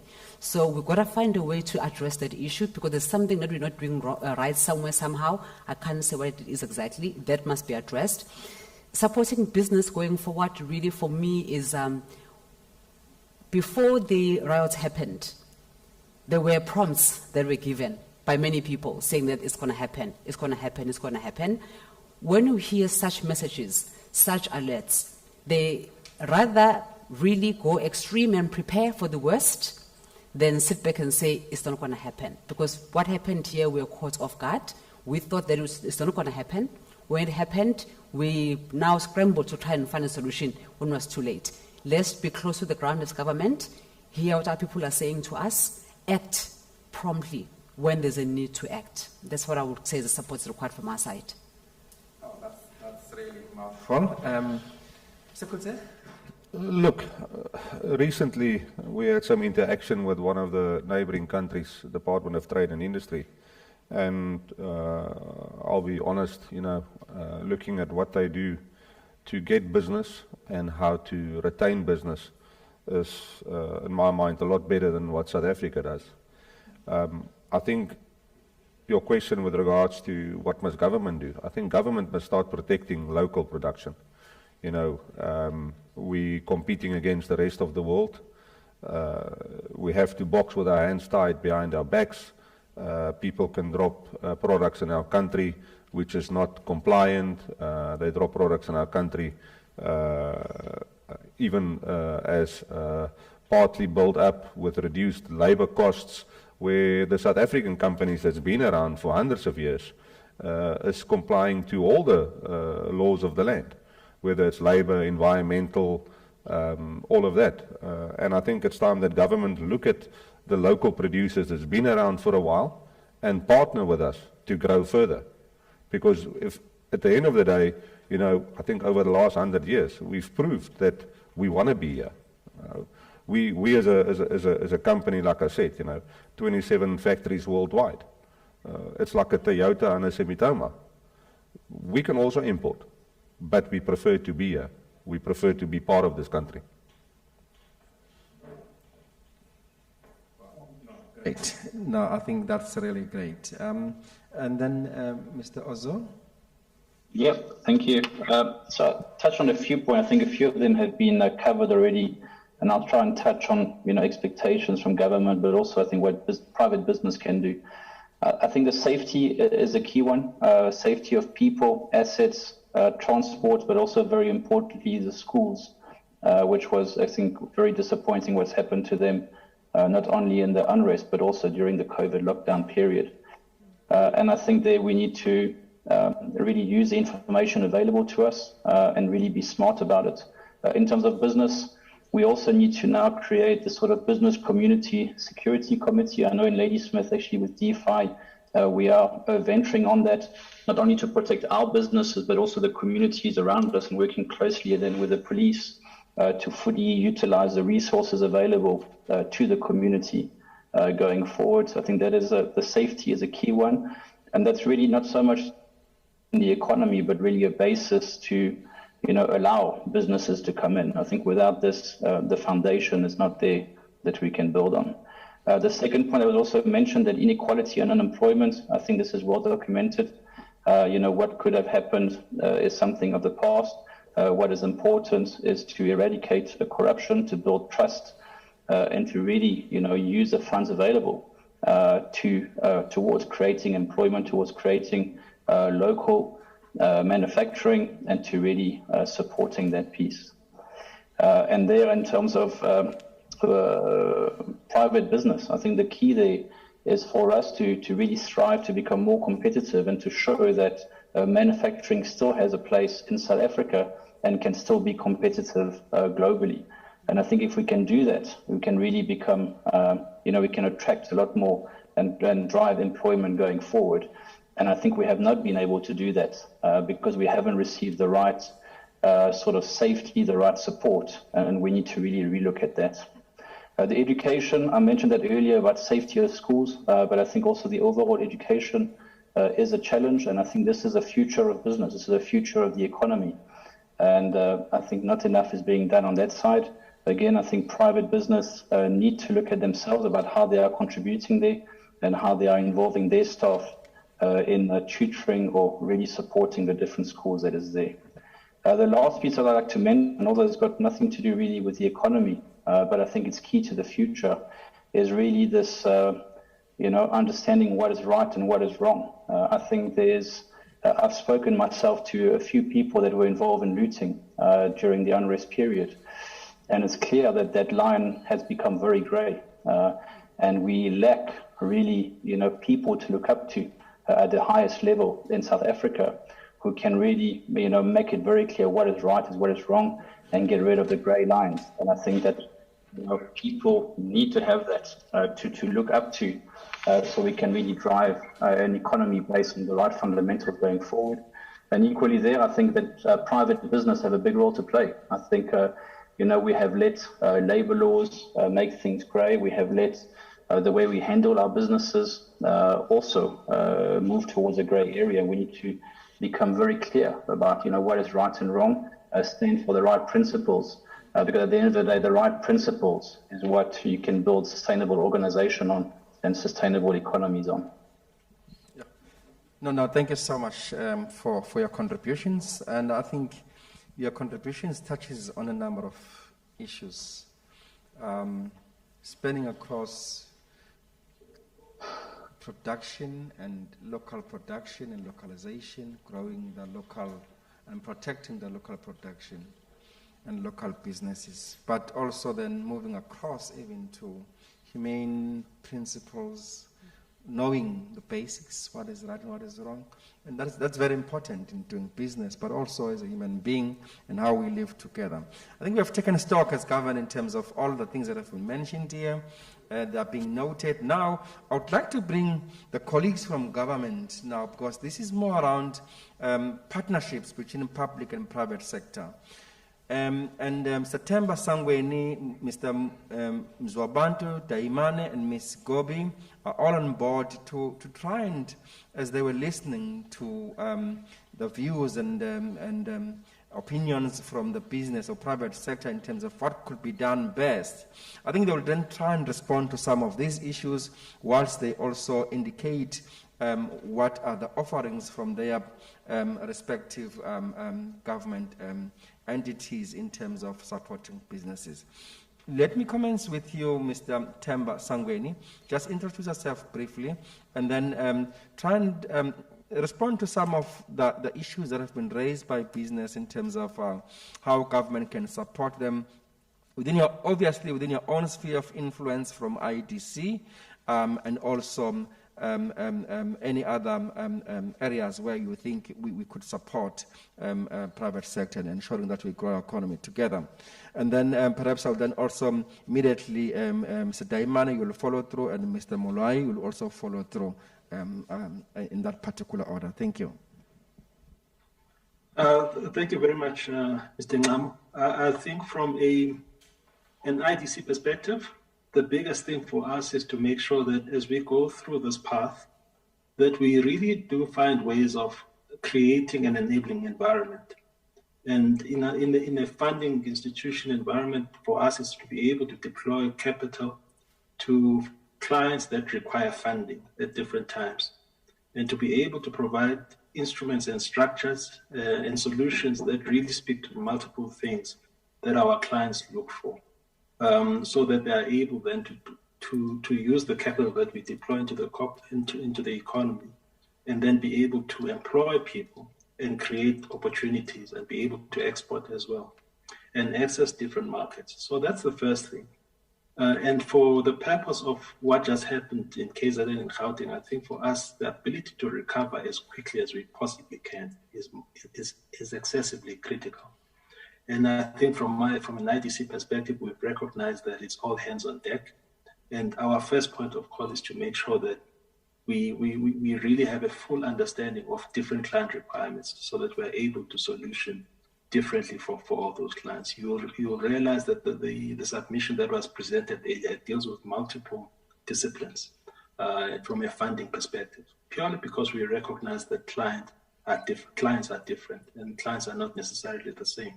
And therefore, clients have a different requirement. And therefore, the packaging of the solution that we've put together merely tries to be broad in its makeup, and we try and, as much as possible, to treat the packaging slightly differently relative to the different streams.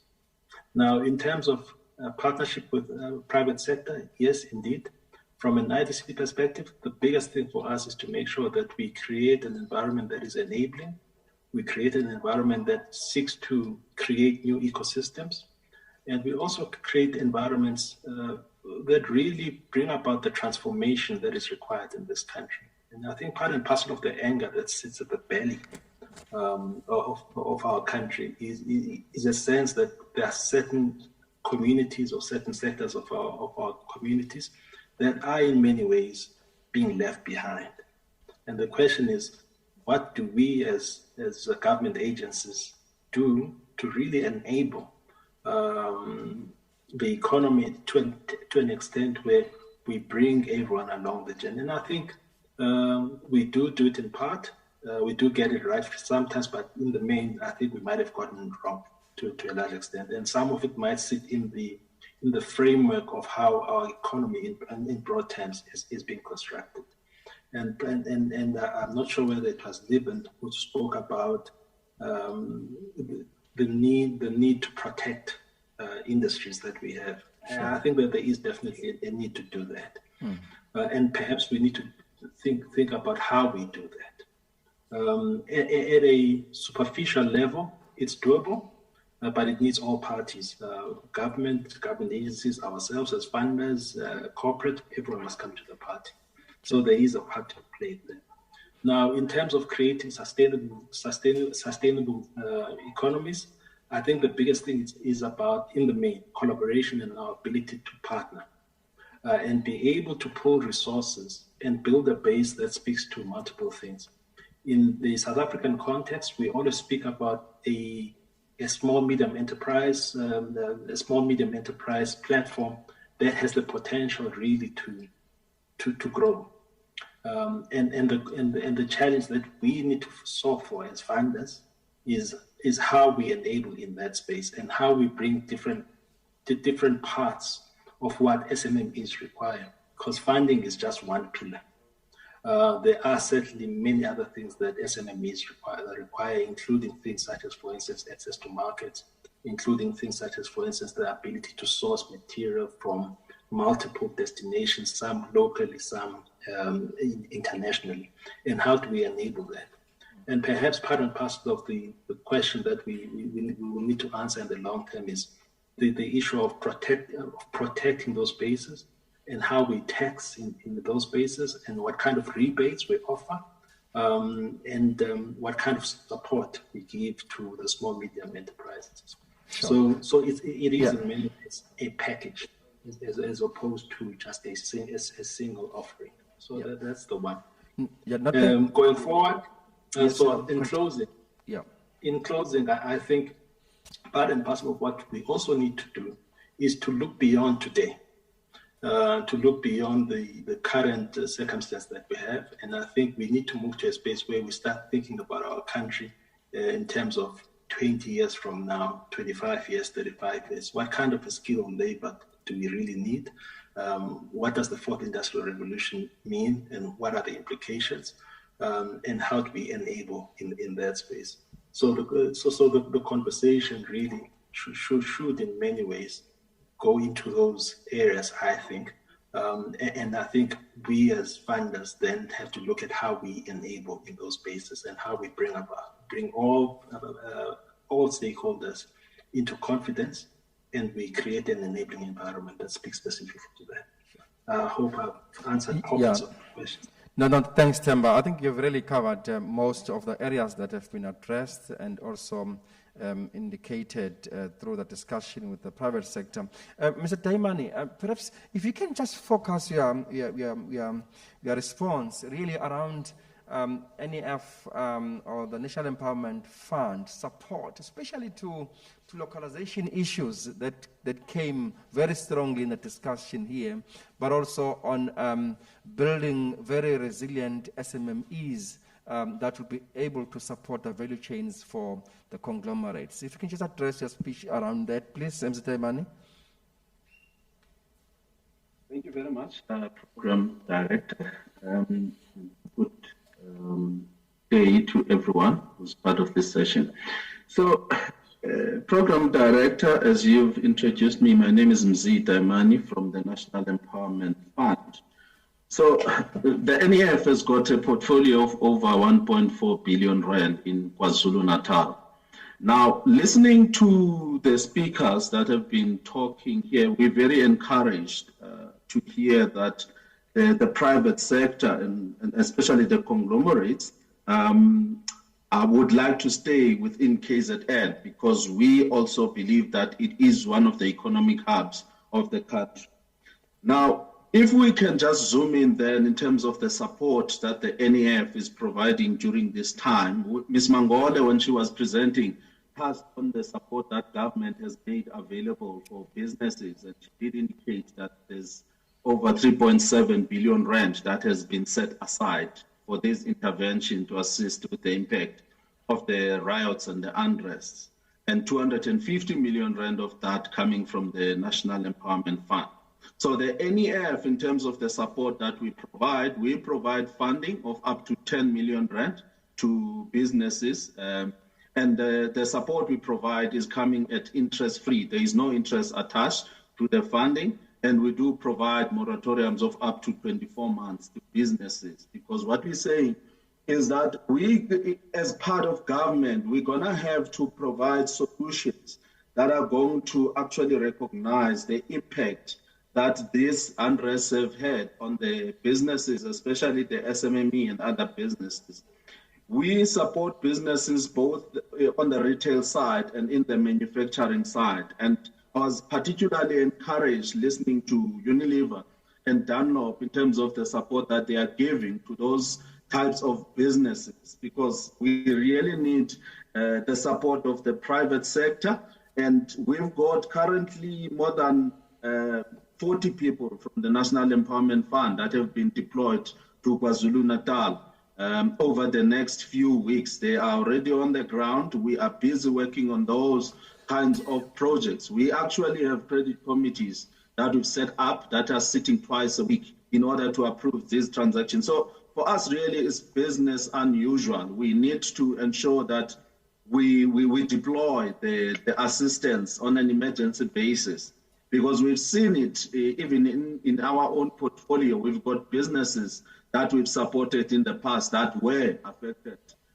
We've got a range of businesses from service stations. We've previously supported, for instance, the Umlazi Mega City, which was also affected in KwaZulu-Natal and other businesses. So KwaZulu-Natal for us is key, and we've started rebuilding because the transactions on our own portfolio, we've already approved funding for them, and we've already actually disbursed those funds to those businesses, and some of them have started reopening already. And we are looking aggressively for more businesses, and I will be following up with some of the members of this panel just to get some of the businesses that they are supporting, because there's an opportunity, because we do need to collaborate. We do work closely with the likes of IDC. For instance, the DTIC has set up what we call a war room, which is a room where the IDC, NEF, DTIC, and the likes of CIFA and other entities, we meet twice a week, where we actually take stock of the activities in order to deal with this effect of unrest and looting twice weekly as a bigger group. And as our own organizations, we also have daily activities where we meet. So this is really a priority for us, and we are on the ground. We're looking for projects. I do want to make an appeal also to some of the members of this who are attending to this particular session to really send the leads to us. Ms. Mangole did provide the details earlier on when she was speaking, because we have to report, for instance, to our own minister, Minister Patel, on a daily basis in terms of the impact that we are having on this particular initiative. Just if I may take the opportunity, Program Director, to give the email address is recovery@nefcop.co.za. We are watching those leads on a daily basis. Just repeat again the email address. I'm not sure if it could be written and be projected. Just repeat it. It's recovery@nefcop, nefcorp.co.za. No, thanks for that. And I can also give so can I also give maybe the same number, because he has agreed, of our regional manager in KZN, Mr. Pakamile Madonsela. So it's Pakamile Madonsela, it's 073 687 9962. Great stuff. And thanks, Program Director. As I said, we've already have 9 transactions that have been approved over the last week. It's ranging from Esikaleni, KwaMashu, Umlazi, River Horse Valley, and we've really actually removed all the formalities that we normally implement when we're actually looking at these transactions, because we want to get the businesses, because especially on the retail side, we've got critical opportunities coming up, like the December shopping period, and also things like the Black Fridays. So we really need to get our manufacturing sector going, and also the retail going. So this is the time, and we have set ourselves the month of August to ensure that we actually fully commit the support that we have, that has been allocated to us. We've got about, for instance, 15 transactions that will be considered this week. Yeah, no, thanks, Mzim. I'm sorry to cut you. I know that you really want to tell us more about the services that we are providing. However, due to limitations in terms of time, I had to cut you there. But we do have the email address now. Thanks for that, as well as the cell phone number. I would have wished to have given us yours, other than Mr. Pakamile Madonsela, because he didn't say what you said. So it would be good to hold you accountable on what you said. But I can give mine as well, Program Director. That's fine. Just put it on the charts there. We'll get it there. All right. Thanks very much, Mzi. I think we'll definitely follow up on that and follow up on the applications for that. But let me just bring on board Ms. Moloi from Department of Small Business Development. And here, and like again, Mzi, the practical examples are key. And here we have Unilever saying that we want to localize. They are saying that we need produce. And this produce must come from farmers and local farmers as part of inputs for their production. You also have Sumitomo Rubber saying that we've got networks of distribution centers and townships in the form of containers and so on for our tires. So practically, small business development, how can you support the conglomerates through government packages to ensure localization, as the private sector has been indicating? So if you can just come in and give us those practical examples in terms of the support that you provide. Thank you. Good morning still, everyone. My name is Khwabi Muilwa. I hope I am audible. Yes, ma'am. Sorry to the host. I know they're trying to switch my video on and I'm purposefully refusing. I am recovering from a terrible flu, so the blisters and everything, it won't look good on your video, host. So my apologies for that. Thank you for the opportunity, Program Director. Just to come in terms of what the Department of Small Business Development, together with its two agencies, CIFA and CEDA, is doing around this area of work. I believe that Ms. Mangola had already taken you through the design of the instruments we've made available. But detail to that is to say we recognize that for us, most importantly, it's in two forms. If you recognized, our packages are both for the formal SMMEs, and we also looked at packages for particularly the informal sector, which also got affected but is not largely talked about. So what we did there is that our packages in particular, for the formal, we offer a maximum of 2 million, which is done in a blended finance format, where we say up to 60% of that total package will be in form of a grant, and 40% will then be a repayable loan, with moratoriums of up to 12 months, particularly for businesses that are in KZN and in Gauteng. And we are also saying that we do look at businesses that already have existing portfolios with CIFA. So even if you already have a loan that you're paying off, given the special circumstances that we are faced with, we would still consider you, given the unrest and the effects thereof. So we also say in the same breath, these packages, the applications forms are already available on cifa.org.za. And in order for the businesses to apply for these packages, the completed application can be submitted to brp@cifa.org.za. Furthermore, these can be accessed by visiting any CEDA branch. So if a client wants to access these packages, they can visit a CEDA branch and they will be assisted to put together the package. And the good thing, and why I would advise our clients to do the CEDA route, is that CEDA is in a position to also perform a holistic diagnostic whilst doing this application process, where they will also be able to identify other needs that we can be able to assist with over and above the financial need. So all other support that would go with the application would be done then if you go through a CEDA branch. So either through a CEDA branch or through then that brp@cifa.org.za. That's how you can access the application. Particularly for the informal sector, we are partnering with Nedbank.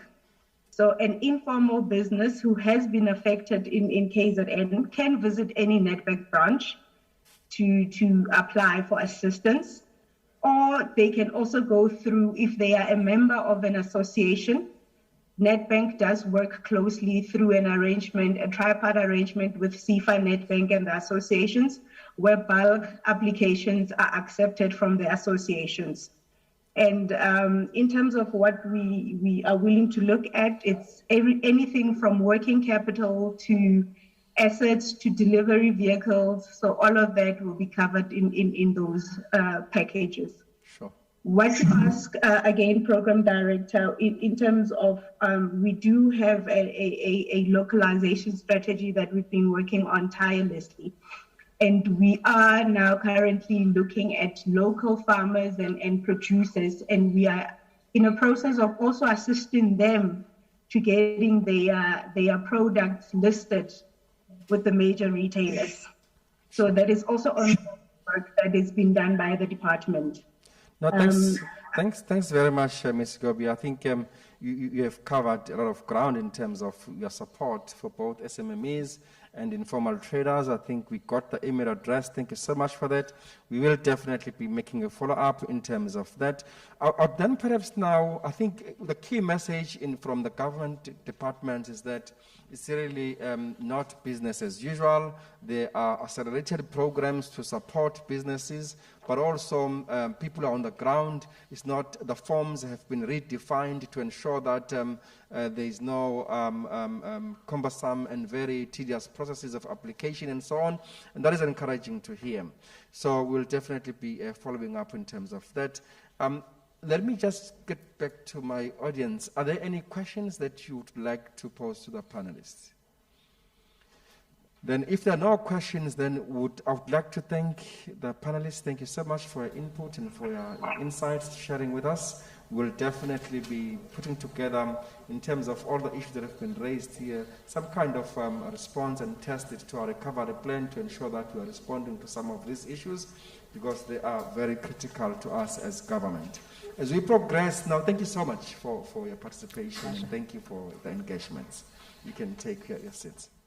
And thanks, Z, thanks, Gobi and Temba, those that were joining online. I think there is some gifts to be taken. Let's just do those formalities quickly. So whilst we are doing those formalities, have you taken pictures for the gifts? So whilst we're doing those formalities, I understand that there's supposed to be a tea break, but I think I've been requested to just zoom straight into the second panel discussion, which will be led by my colleague, Mr. Cosmas Hamazripi from EdTIA. Cosmos, if you can just come to the fore, please, and then you can introduce your panelists and take it from there. Thank you. Can you clap hands for Cosmos?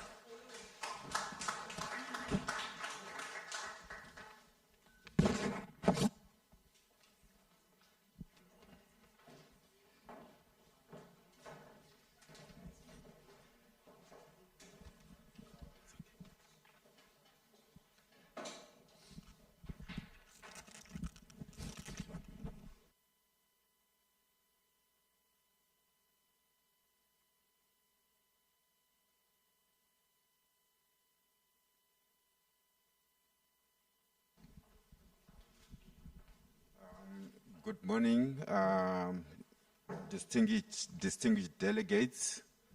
Let me also begin by greeting our Honorable MEC, Ravi Pillay. I know he may no longer be in the meeting, and also to extend my warmest greetings to the chairperson of the TIKZN board as well, who is online, and also all the CEOs who are in the meeting, colleagues from national government departments who are also part of the meeting, and all the distinguished delegates who are also part of this important conference. I would like to begin by introducing our panel this morning. I'll start with Ms. Hamish Eskin, who is the Chief Executive Officer of Dube Trade Port, and who is also hosting us this morning. And we also have Ms. Shannon Tusram, who is also the head of the Economic Development Unit from eThekwini Municipality. And also we have the Chief Executive Officer of the Trade and Investment KwaZulu-Natal, Ms. Neville Maki, who also join the panel. We are also joined by Ms. Tozi Mutetwa, who is the Group Executive Corporate Services from Itala Development Finance, who also join the podium. I think then we have the CEO, the Chief Executive Officer of the Richards Bay IDZ, Mr. Tabani Zulu, who also join the podium as well. If maybe the panelists can also can make their way to the front, please, so that we can begin with the session. Okay, once they are on their way coming, our MEC has already alluded. Sorry, it's not in. So it's okay. Okay, I'm just been informed that Mr. Zulu is not in the meeting. Sorry. Oh, okay, Mr. Oh, okay. Mr. Maki is not going to join the panel. Okay. Once the panel is on their way to the front, just to also indicate that the social unrest has really had a devastating impact to the economy of the province. As a department, we have also done an exercise where we are profiling all the businesses. So we do have a consolidated list of all the businesses that have been affected. It may not be complete, but we have registered quite a number of businesses in that database, which now sits at about close to 3,000 businesses. But just to also indicate that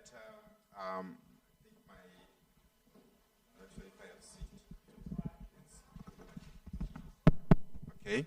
Yeah, also just to indicate that our MEC has already alluded to some of the measures that are being undertaken by the provincial government, particularly to recover and rebuild the provincial economy.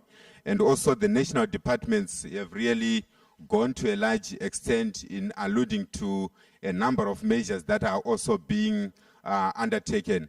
We now want to zoom locally to actually look at what our entities as well as the City of Durban is actually doing to actually assist companies to rebuild on the ground. I'm going to start with Ms. Shannon Tusram from the Economic Development Unit of eThekwini to just highlight to us some of the interventions that eThekwini municipality is putting in place to actually assist companies on the ground to rebuild and recover, noting that eThekwini was one of the heavily affected municipalities, particularly the township businesses in KwaMashu, in down south, Umlazi. We have seen quite a number of companies also being affected, even as far field as Ketteridge. So maybe if you can just highlight to the conference, what are some of the initiatives or the interventions that eThekwini municipality has already put in place to assist these companies to recover going forward? Thank you very much. So thanks very much, Cosmos. I think what is important to note that as you've indicated that eThekwini was heavily affected. And I think what is important to understand the extent of that devastation, it was certainly an economic devastation and it impacted on our key economic areas. But in addition to that, we've seen social hardship, we've seen environmental challenges and so forth. So as I speak right now, in certain of our communities, particularly in the townships, they still have an inability to access goods. In addition to that, and in a high-profile incident, you would have noted a particular company that was storing chemicals was burnt, resulting in a damage to our ecosystem, particularly our environmental assets. I think from a city perspective, our response was on numerous areas. And one of the things is that we've consistently, and again, part of the lesson that we've learned is that we now need to give full expression to the district development model. All spheres of government have to come together. So The response was initially to say that as a community, it needs to be an all-of-sector response, meaning the all-of-society response, meaning it's just not government, faith-based organizations, because of the devastation and other issues that emerged. Whilst we know that that's the ideal situation, right now we wanted an all-of-government response. And whilst the municipality was able to put in place a number of measures, including putting an economic recovery plan on the table, understanding the devastation. One of the things that we've learned very quickly was businesses were being confronted with multiple surveys. So eThekwini municipality also had a survey, but it gave us a good understanding of the challenges being encountered on the ground, particularly those businesses who have indicated that they may not reopen. So it's given us a window of those businesses that need to be targeted. The second point is that within our limited resources, we were able to get council approval on a number of issues. So for example, the legislation allows us to give rates relief for buildings that have been damaged and are no longer habitable. And we've put together the forms, communicated that, and we're now dealing with that. There were other measures in terms of council-owned facilities that were being predominantly used by SMMEs, and we started to deal with that. Two other things that I think I need to just bring to your attention is that in response to the devastation, and in order to try and ensure that we have a streamlined flow of information, we've set up a one-stop center that's now located at our Durban Exhibition Center. There's a telephone line, a help desk, together with a dedicated email address. So we're allowing those businesses to engage with us. And perhaps the last thing that I want to share with you is that part of the rebuilding, refocusing, we also had to realign some of our people, and we've now deployed people on a what we may call a relationship basis, so they can interact directly with the affected parties, but more importantly, to call upon our other partners. So we've learned with keen interest on the offerings that are coming through from the IDC and the like. So our job is to connect them and make those disaster relief programs and measures accessible. So thanks, Cosmos. I think I'll stop there at that stage.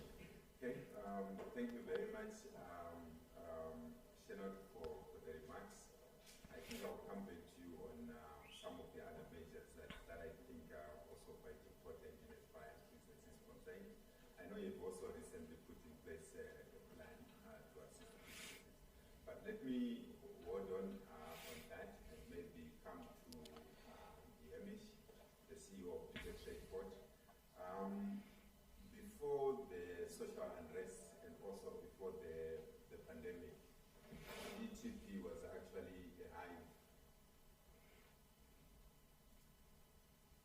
Thank you. Okay, maybe let me start. Before the pandemic and also before the social unrest, we have actually seen Durban Trade Port being a hive of activities, attracting a number of investments across the globe. And also lots of plans that were also on the ground, be it on the Aerotropolis side, and also lots of infrastructure developments that were taking place within the precinct. Just to understand at the moment, if we can share with the delegates, what are the plans DTP has put in place to assist businesses who might be in the precinct, who might have been affected by the pandemic, as well as the social unrest? I know maybe being a national key point, you may not have been affected by the social unrest per se, but if you can share with the conference, what was the extent of the impact on the ground, and also what are then the interventions that Durban Trade Port is putting in place to assist companies that are already in the precinct, and also what are the opportunities for investors who might want to locate in the precinct? No, thanks, Cosmos. I think the message that's come through today has all been about, you can't make a call and you can't go forward on the basis of a week's activity, and it's about resilience and going forward. We certainly, by the fact of our location, benefit from being a national key point. So in terms of any physical impact on any of our investors, there was no impact. However, because they are all participants in the KwaZulu-Natal economy and the national economy and are importers and exporters, I think as the various different speakers from the private sector have spoken about, everybody's got impacted somewhere down the line. So I think we obviously focus very much initially on ensuring that we put in place measures that gave confidence for business retention, and I think that's a very important step. Looking at it from the perspective of an entity within provincial government, you'll know that we work on a 50-year master plan. We work on an Aerotropolis master plan, which is a wider master plan over 50 years. What's very important to note about the Aerotropolis master plan is that it seeks to find ways of creating an environment, both infrastructure, operational, investment, and social environment, which begins to create new opportunities, which overcome a lot of the challenges that I think underpin a lot of what we experienced, which is around the inequality, the access to opportunity, and the proper kind of social infrastructure, which can support long-term growth, which involves all people in that growth and creates a real sense of ownership. So I think we've really, that's come to mind very strongly, the importance of pushing forward and making sure that Aerotropolis master plan and the vision that it outlines is pursued with even more vigor. So our medium-term strategy is quite well understood in terms of our 5-year strategic plan. We're definitely looking to push and accelerate that now. Trade Zone 2, after long delays, is now nearly reaching the end of construction. So we'll be able to accommodate a lot of new manufacturing investment.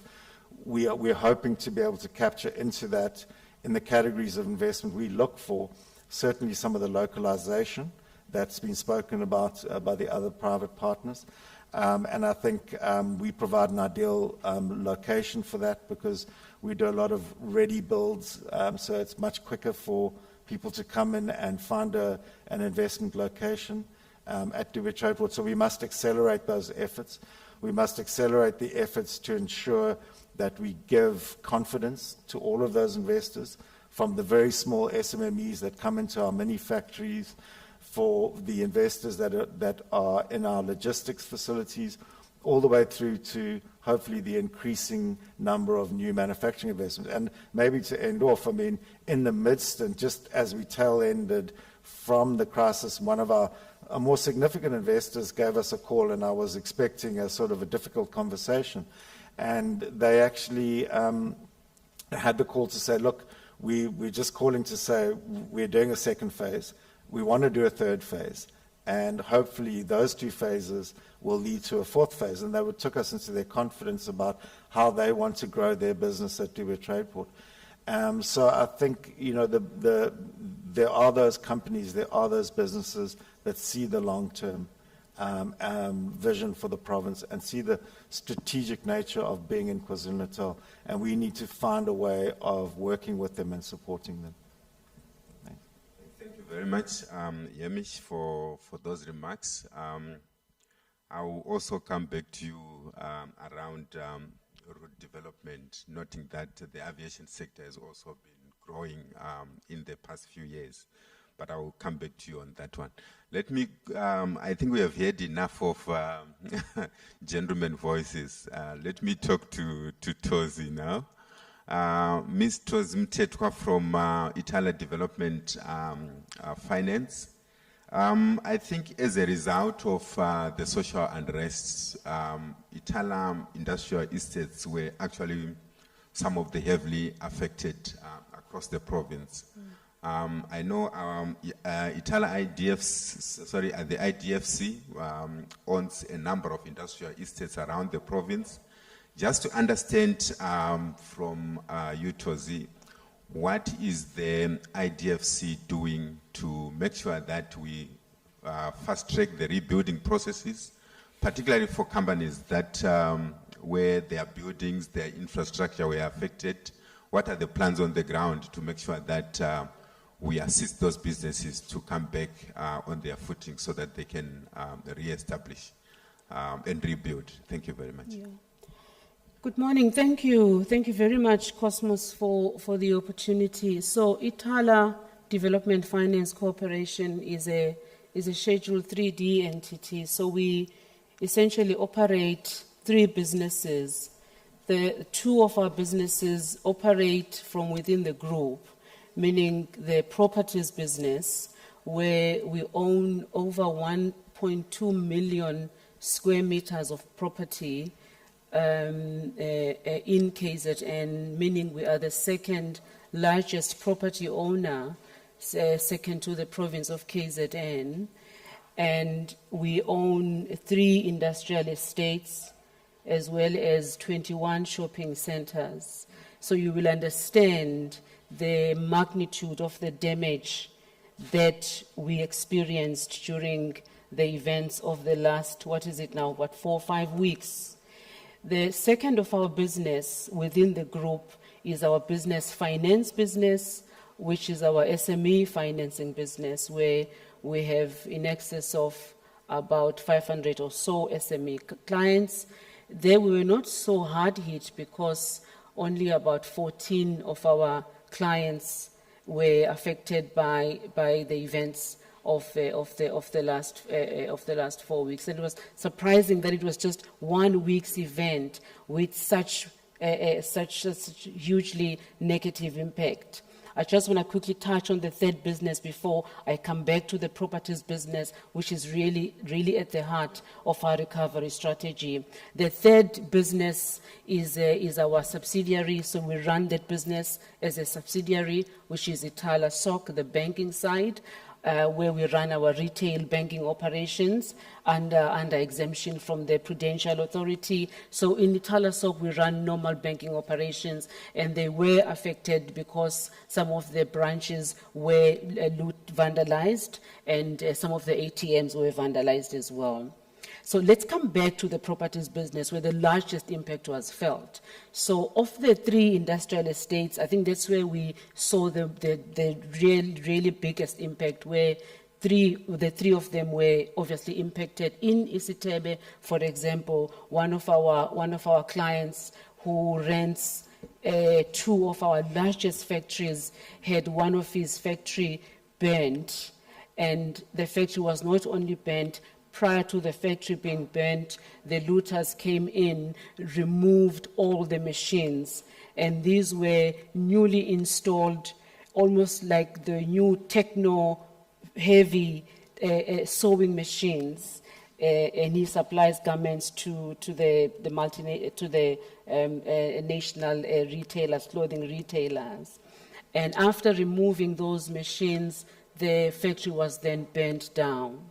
If you move to Ezakeni, we had also similar events where we were fortunate with DeFi, and I know Hugo was on the stage just now.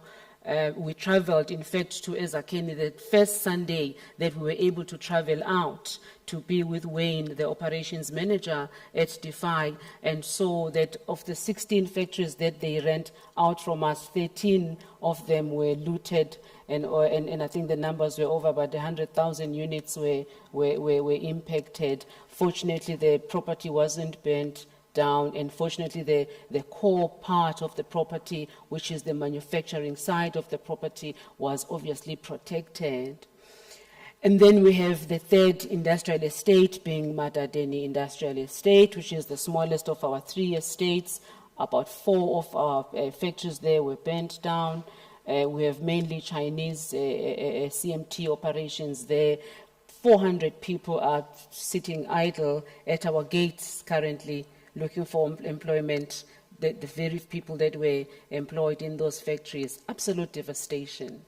And we don't want in a country like ours to see just a 1 week's event to have such hugely negative negative impact, especially on the jobs. So we've quantified the damage, and obviously for us there are two parts to the discussion. We as Itala, as a business, have been affected because by virtue of being a Schedule 3D entity, we run our operations. We are a commercial business entity. We run our business from the money that we must generate from our business operations. And secondly, the impact which has been felt by our clients. So we are intervening to work with the DTIC and to work with the province to recapitalize the IDFC to, as speedily as possible, get our properties back online. Obviously, the pace at which we can get the properties back into operation differs. Where a property has been burnt down completely, we're looking at a time frame of about 18 months to get that back into full operation.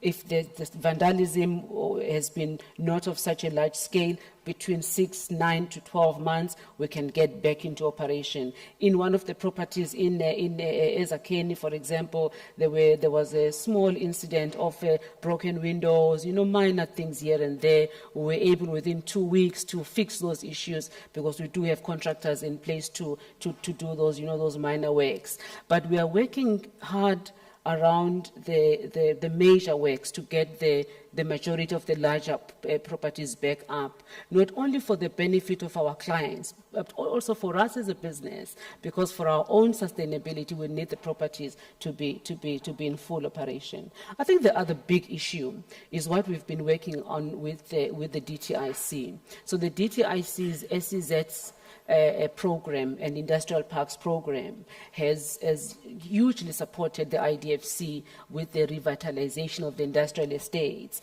And we've been working with them specifically around Isitebe as well as Ezakeni.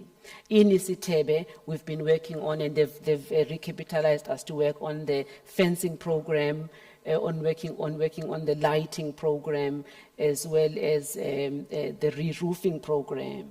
So with that program underway, and what we also experienced in the last 4 or 5 weeks, we are now revising those plans to see what we can do with the funding available to prioritize some of the properties that were destroyed. Because one of our clients is sitting with orders. He needs to generate work and get garments out to his customers, and work must happen there. So we need to really be quick on the mark to get our properties back into operation. So we're working on those issues. But I just want to touch on the issue which is very close to my heart, the issue of building safety around our security estates.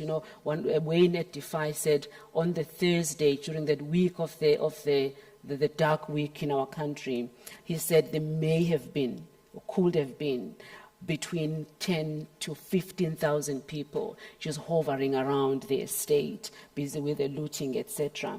And there was no security force that could have been able to push them away. So we are now clear that there could be no force, no high walls, no fences, no security barbed wires, whatever could help us. So we're also building a social compact and saying in our estates, wherever the properties of Itala exist, we need to build a social compact to say how do we work together in a sustainable manner to say what are the concerns of the community and how do we work together to build a sustainable presence in the communities where we operate. So that's a long-term strategy. In fact, the riots found us halfway through a 5-year strategy. We're not going to deviate from the strategy, but we just need to find a way to obviously introduce changes which have been brought on by the disruption that we have experienced. I think key to these issues is finding sustainability that takes into the concerns of the broader society, because we can't ignore the challenges of the broader society, because if we do that at our own peril.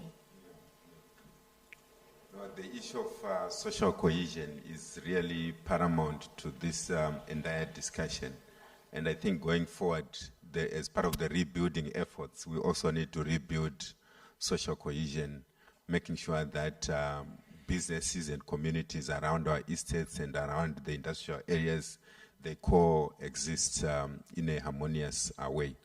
Let me now allow the CEO of Richards Bay IDZ, Ms. Tabani Zulu, to just share with us the experience of the Richards Bay IDZ in as far as the social unrest is concerned. But also, if you can just allude to the conference, the measures or the interventions that are being put in place by the IDZ to rebuild, attract investments going forward, given that the Richards Bay IDZ is one of the key investment points and also key industrial drivers of this province as well. Over to you, sir. Thank you very much, Cosmos, and thank you very much for the opportunity to reflect on a number of strategic issues that are facing the country at large, but also in particular our province and obviously our company IDZ, the Special Economic Zone, that has such a serious mandate to deal with issues of investments. Indeed, the situation was not a healthy situation for everyone, and that includes our zone as well. And a number of speakers have spoken before, indicating the issues around safety and security in our zones, which I think it's a matter of paramount importance to be given some special attention. It was our view right from the beginning when this situation started to first focus on security issues and safety before anything else. And we decided to call a special meeting and call our executives to look into what measures can we put in place to deal with the situation. I wouldn't say, unfortunately, we are lucky, because we have been dealing with quite a number of protests within our zone at Richards Bay, of course, due to issues that have always been a challenge for us, which is job creation, but also to create a conducive environment for businesses, in particular SMMEs. So we have gained some experience with those protests, most of them which were basically illegal protests. So they've always caught us off guard, not ready to deal with them. And at a short space of time, we will always have to make sure that we deal with them as effectively as possible. So when this happened, we already developed some sense of resilience to make sure that we intervene, and we intervene with speed for a number of reasons. But one of the key reasons is that you don't want your investors, your locators within your zone to develop a sense of insecurity. When you put your investments of serious billions of rands, you have developed a business plan, you have reflected on what returns you want to see. You don't want your production to be affected by any unplanned protest or riots of this nature, because it affects your business operation. And we have already pledged some serious investments over a period of time. So any slight disruption can have a negative impact on your business, and your international funders at times, they become very aware about the situation to a point that they could begin to reduce their investment. So we decided, and as we have always done so, to put the security of the locators and investors who are already operating at a first instance. And we're very lucky that we're not affected. I can indicate that none of the established business operations that we're having at the zone were affected, except in peripheral areas within our environment. So that also on its own psychologically does affect those operations. You'll know that Richards Bay has always been a focus of a number of issues like this, where some of the people have already been killed as a result of economic interest that exists within our environment. So we're very lucky with the way we responded, but I still believe that there is a lesson to be learned, especially from a national security strategy point of view. I think as we sit here, we have experts who are looking for much more broader strategic responses that I think in the future we need to make sure they're in place. We can't be caught off guard when we attract such huge investments. You look into different special economic zones in the country, the type of investments that we attract. You cannot afford to have a sense of insecurity from the investors that have shown interest in our zones, in our country, in our province, across all sectors. So I think there has to be a sober analysis that needs to be attended to from a national security strategy point of view and at a provincial level, as well as in our own operations where we operate, to make sure that we do not allow a sense of insecurity. We all know multinationals, the first analysis they do before they invest anything to your zone or to your country is to check your sense of security, your sense of political stability, and your sense of the environment within which they'll be operating. So I think we've been lucky to do that, but there's more that needs to be done. There's more that needs to be looked at differently from the manner in which we do things, especially from a security aspect point of view. Secondly, one of the issues that we are seized with, which is for us a very important aspect of it, is how do we make sure that within our establishment we continue to deal with issues of job creations, to deal with issues of attracting more investment into our operations. Because part of what we have learned from this exercise, we can look at it from different perspectives, and there can be no justification whatsoever for the unrest that has happened. But there's a socio-economic responsibility that we need to make sure we begin to address with speed. I was quite surprised and actually excited when Muzi Wabantu was talking earlier on that they've now cut the red tape in terms of trying to attract and respond the small businesses that have been appointed. I hope that was done earlier. I hope our funding streams are much more attending speedily on applications that are put for SMMEs, for any business development.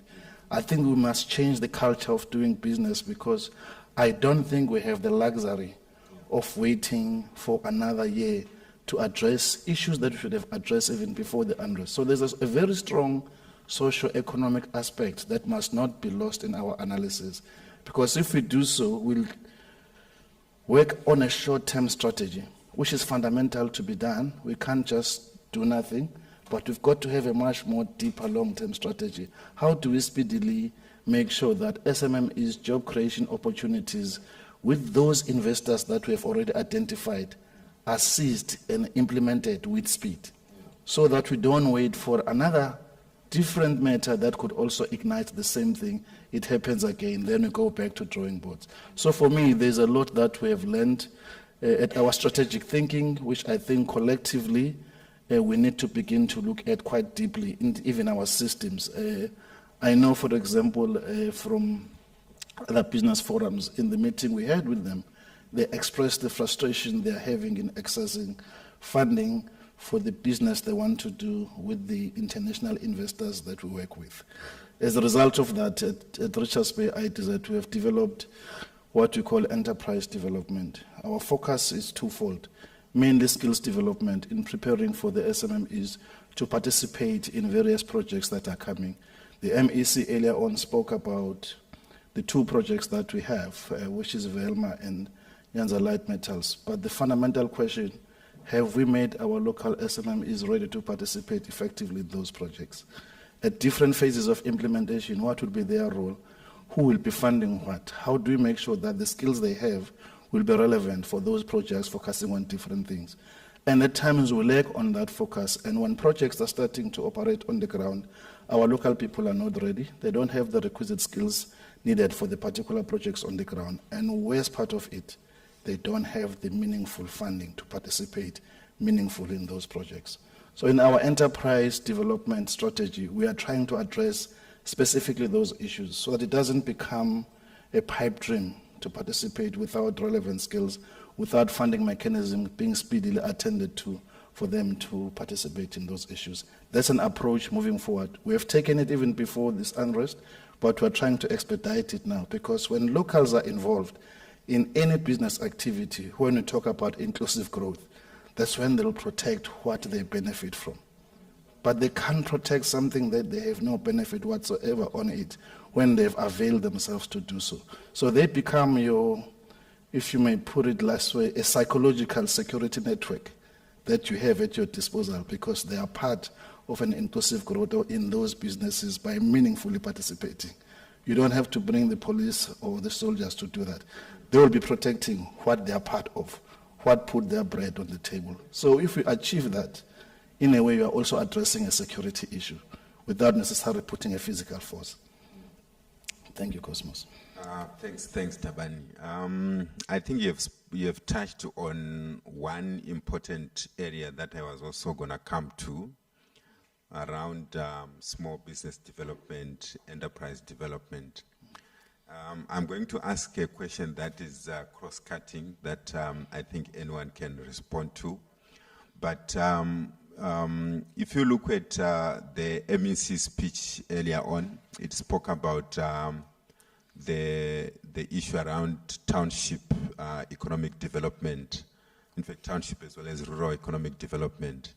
But I really think that if you also look at the root causes of the social unrest, one of it was really issues around economic empowerment, issues of inequalities, the so-called wicked challenges that we face in the economy, unemployment, inequality, as well as obviously low economic growth, issues of underdevelopment in some of our township economies in our rural areas. So the next question really is focusing on small businesses in the province. What are we doing as Dube Trade Port to actually develop SMMEs in the precinct? I think if you look at Dube Trade Port, most SMMEs would think that the precinct is an elitist. That also even applied to the Richards Bay IDZ, even to our industrial estates. Tozi spoke about Isitebe, Ezakeni, as well as Amadadeni. If you talk to SMMEs or township business, they will always think that these are elitist plans that government is putting in place. So maybe if you can highlight, that also applies to eThekwini. You spoke about issues around relief measures that are being provided. What is it for SMME development in the city as well as in the industrial estates? I'll start with Yemish, if you can just allude to what Dube Trade Port is doing to assist SMMEs on the ground, to also attract even SMMEs to set up within the precinct. But the next question I also wanted to pose to you, if you can just highlight in brief in terms of what's happening in as far as route development is concerned, rebuilding, particularly beyond the pandemic and beyond the social unrest. Thanks, Cosmos. Absolutely, and I'll cover both issues. I think on the first one, it's so important to understand that the ecosystem that we are trying to create at Dube Trade Port is exactly that. It's an ecosystem, so it must be able to provide opportunity across the board, from very large companies and corporates that can come in and do very significant capital investment, who they themselves have very good skills development and training programs, as we've seen with companies such as Samsung, where you can take big groups of young people, bring them into the workplace and really skill them for their careers almost. So there's that huge opportunity which exists on the skills development on the job front. But we also need to create an environment that is able to perform for smaller companies, micro companies, companies wanting to get into supply chains, but also, very importantly, our spend as an organization, be it our capital spend on infrastructure or be it our services spend on our day-to-day operations. So that we've tackled it from a multifaceted front. And we've got a very active, very clear program, and our board has been very, very clear with us on how they would like us to take that forward. And it's in a very advanced stage of implementation. So, for example, let's take our procurement spend. That has grown to over 70% of our procurement spend. In fact, in even higher than 70% is preferential procurement, and a very high percentage of that going to small companies, women-owned companies, youth-owned companies. And that's definitely a journey that we want to continue and to grow on. And we found it to be a very successful journey that benefits all parties. So we can take it from that of how we utilize our own spend.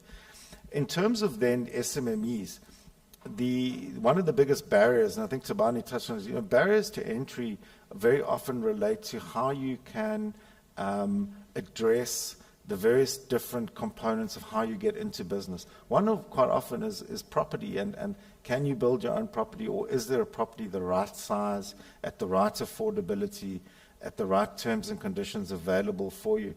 So the approach again has been to say, well, we can lease a 20,000 square meter site to a large company, but at the same time, let's build, and we've just, as you know, completed 19 mini factories, 250 square meters office space involved. We've just signed a lease last week with a black woman-owned company that is in the PPE and healthcare space. We're filling up those factories and creating those spaces for those companies to be able to come in. And by being in close proximity to those larger and medium-sized companies is also to then be able to integrate with their supply chains and their logistics chains. So you've got to build an ecosystem that works for everybody and can accommodate everybody. So it's a big journey. I mean, I think the next step away from that is what we achieve in our zones, is how we then create an environment, a live, work, play environment. How do we bring the rural areas that are so close to us, the township areas that are so close to us, how do we integrate those in our planning? So we provide infrastructure, we provide amenity, we provide housing that creates a very beneficial system that reduces transportation costs, that provides education opportunities, that provides innovation opportunities. The innovation hub we're working on with MKI, for example, which you will soon see coming out of the ground next to us here, is almost, I would say, an entirely youth-orientated and innovation-orientated intervention where we really are wanting to make it something that combines education with research, with laboratories, with SMME development,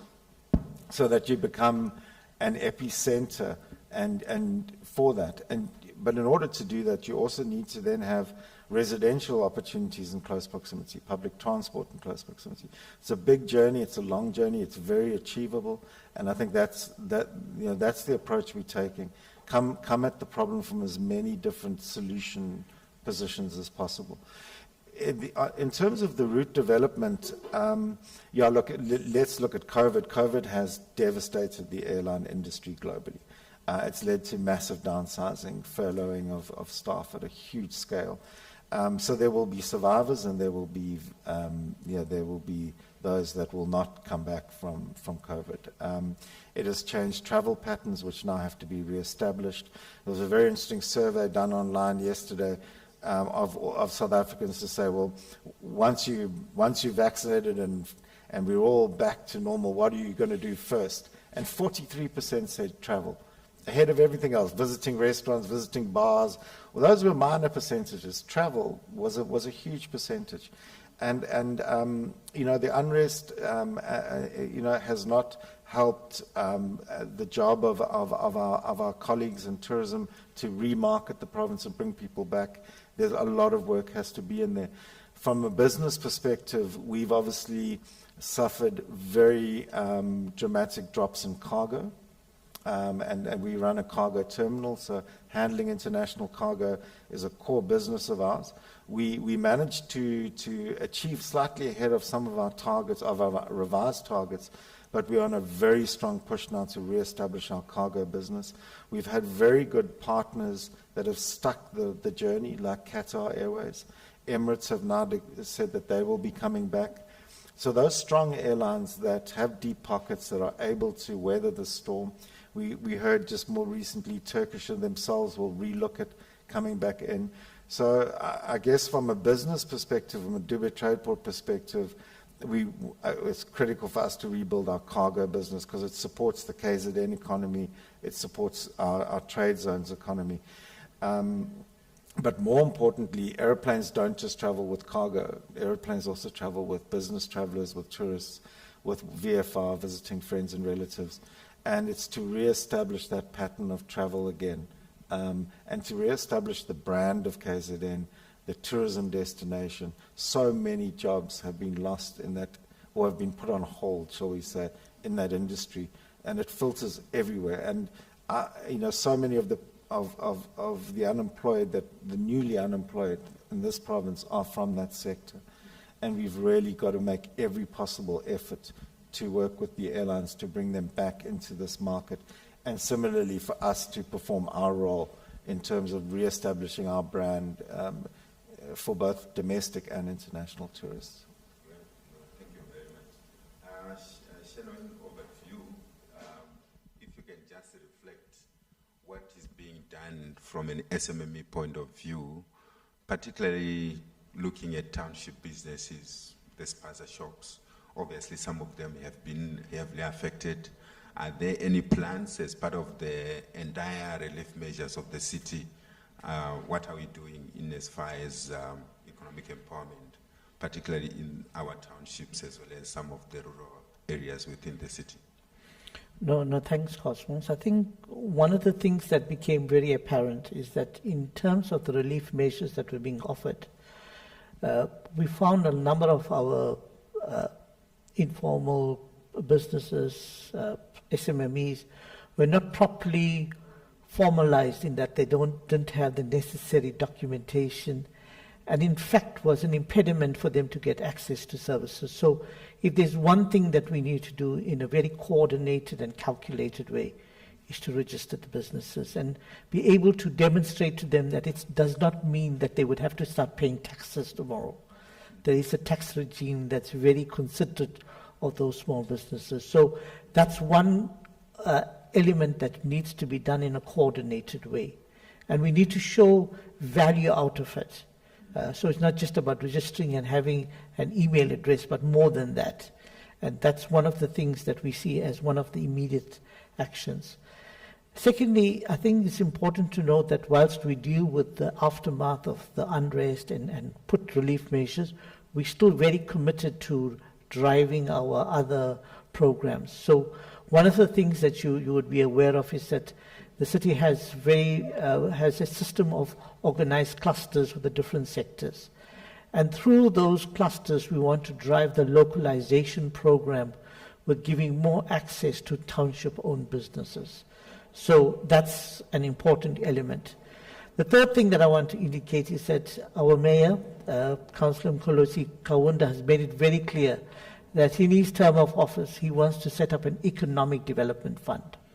He believes that businesses that are procuring services, procuring work from the municipality needs to contribute, but also the private sector. And his engagement post the unrest, private sector have come forward and indicated an interest to be part of this economic development fund. And it's a part with a principal focus around enterprise development. So I think it's important that whilst we work within a very constrained environment, fiscally constrained environment, we need to look at new ways of being able to deal with our priorities. And Mayor Kaunda has put that at the forefront of his program of setting up an enterprise development fund.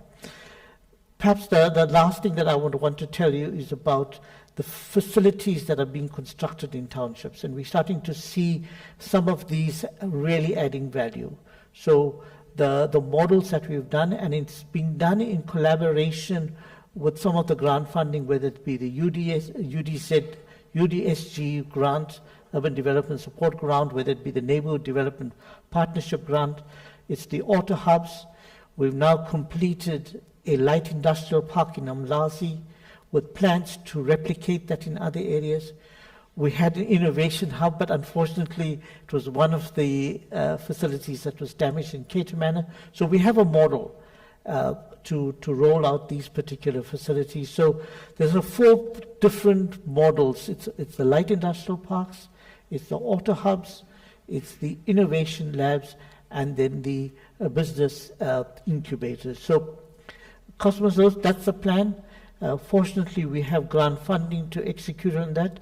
But most importantly, all of that needs to be done in collaboration with all the different actors. Like a fellow panelists indicated, we'd like to see all the government agencies acting with speed and agility to make those facilities and the people who are in their work, so that it's just not that we have a facility, but we have productive businesses in those areas. Yeah, thanks. Thanks, Shannon, for those. Obviously, we're also running out of time, but I'm still going to ask Tozi to just expound more on the SMME fund. How easy is it to access it, particularly for those SMMEs that might have been affected by the recent social unrest? And what is it for SMMEs in townships and also particularly those located closer to your industrial estates? So SME development as IDFC is in our DNA. I think that is why we were established over 60 years ago. We've seen over the years, I think from experience, the reasons why SME businesses have failed, and I think we are, like many other government entities, grapple with the challenge of how to help develop SMEs. I think to Shannon's point, one of the big issues we have found has been around the SMEs' readiness to transact. We've seen SMEs coming to us looking for funding, and there have been basic gaps, for example, so when you come to us for funding, there are two essential requirements. One would be in your compliance / statutory documents. So whether you're coming for your normal funding or for this relief type funding, you need to supply statutory documents. That CIPC documents, your tax documents, etc. And then there will be your financial documents. When you come to approach a funder, you need to provide us with your historical, present, meaning current, and future financial information. And we have found that enterprises falter basically on those two sets of information. We have a pre-support funding unit where we provide guidance to guide enterprises on how to comply with either your statutory or your financial information requirements to enable them to be able to comply with their information requirements. At the start of COVID last year, we went through to board with a paper with a framework to help to guide the organization to approve payment holidays and installment suspensions, like scheduling of debts, for instance, or essentially rather. And we have that in place now. To date, we've scheduled debts for a total of 25 clients in business finance. I'm also, by the way, acting as an executive for business finance, and this is the work I'm doing now in that department.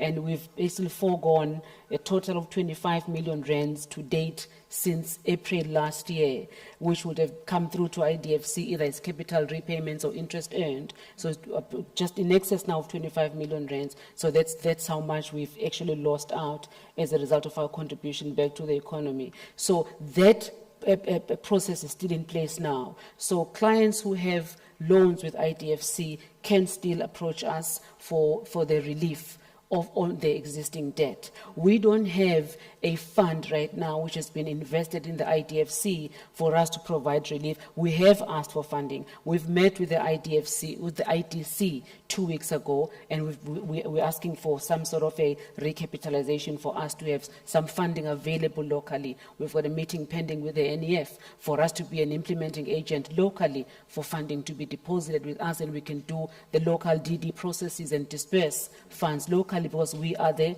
local player. So we are trying to intervene at that level. But we've also requested at a provincial treasurer level to be granted some funding to assist businesses locally. So generally, what we see is that businesses need to be recapitalized to get back into operations. Sometimes the need is not that great. I mean, we have a business, for example, who ran a chicken franchise and needs just under R1 million to get back into operations. So the needs are not so great. We just need to assist these businesses. So we do have a restructuring unit in the IDFC and are working aggressively to restructure loans so our clients don't fall into bad debts. Because we're sitting with a 64% non-performing loan in IDFC right now against a target of 35%. So there's a lot of work that we're doing in collections, in restructuring, proactive restructuring to get the NPL book down. So there's a lot of work that we're doing to do. But also in terms of rural economy and township economy, the IDFC loan book, which is sitting at just under R1 billion right now, it used to be over R1 billion, but we've not been able to get funding into the book. One of the biggest, I think, shortfalls in the book is that it's very much a contract finance-based book. So we fund you because in our mind, if there's a contract with RBIDZ, we trust that the repayment risk is reduced because there's a contract with a contract provider who will pay you as the client to secure repayment. So that's how our model has been based. We have not gained the confidence to go into the open market and fund open market deals. So if you talk about people that run, say, normal open market deals that we've been doing in the commercial banking space, we haven't had the confidence to do that. So we're working with the CSIR right now to develop a model to help us as IDFC to develop a framework to assess the viability of deals that we want to fund in the informal market and rural markets to support SMEs working in that space, because we've got funding in our Masake entrepreneurship program that we want to invest, but we want to be clear from a risk management perspective and credit risk that we can bank those deals and we can collect, because obviously IDFC is governed by the National Credit Act and we can't obviously get into irresponsible lending. We have to tick all the right boxes as well. But we're very determined about rural and informal economy, but we have to follow the prescripts of the law, but we also have to work in line with our mandate to develop those businesses so that we can ensure that they are bankable. Thank you very much. We are running out of time, but I'm just going to allow you 2 minutes, to just highlight in brief what are the opportunities on the ground if I am to come and to knock on your doors. I'm an SMME I want to establish. What is it there? What is it on the ground for me? Or any other opportunities for investors out there? Why should they come to Richards Bay ITZ?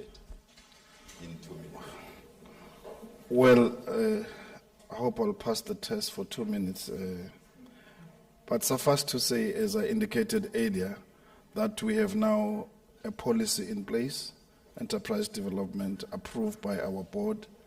It's a new venture that we have entered into with a very clear perspective as to why do we go that route. Inherent into that is 2 key components, as I've indicated: skills development component and also the funding component. And we'll be working with financial institutions to share with them what projects do we have and what funding is required to make sure that there is a nice way of ushering in SMMEs without any loss being incurred. But the last important point I think I should raise, I will feel very bad if I leave this session without raising it. If you look into our macroeconomic policies that we have at our disposal, we have a serious responsibility to make sure that we develop the SMME and the informal sector. That's the only route. Actually, in my analysis, economically speaking, at the moment, taking into account the economic balance of forces, that's the route that we need to invest all our intellectual and financial energies. If we don't do that, we are running a huge risk. If you go into all different clips we have seen during the social unrest, the majority of people who are involved are the young people. And this point has been made by Ms. Langa earlier on. What are we doing to invest in those people? What skills are we giving them? How are we getting them ready for now and for the future of the country? So the issue of being involved with the SMMEs in different entities that we're in charge of, it's not luxury. Right now it's a must, and it's across the country. So if we are to use these 2 provinces, KZN and Gauteng, and look into that, it's across the entire country. So we just have to be more conscious and be more resilient to grow this sector and be conscious about it. I know it's very painful when you go to investors. I've already experienced that within my first year in this position, when you go to investors who have already invested 100% of their businesses and you want to tell them to say, open a space for young people, open a space for SMMEs, give us 30%, because they control the value chain where they get suppliers. And they've got to be conscious about it to say there are some very basic supply chain that it's there within their services that doesn't require hardcore skills. Why don't you ring-fence those to SMMEs like trucking? I mean, one of the industries we'll be dealing with is oil refinery in terms of sunflower. There will be a lot of opportunities for trucking and for driving. Those are the things that you don't need a high-level skill or hardcore skill to do. And those are the things you can easily say, please, we know you have put your 100% in this project. Just ring-fence 30% of these different components in your business for the young people for tracking and for that and that. There are many other elements that you can identify, but this requires a conscious effort.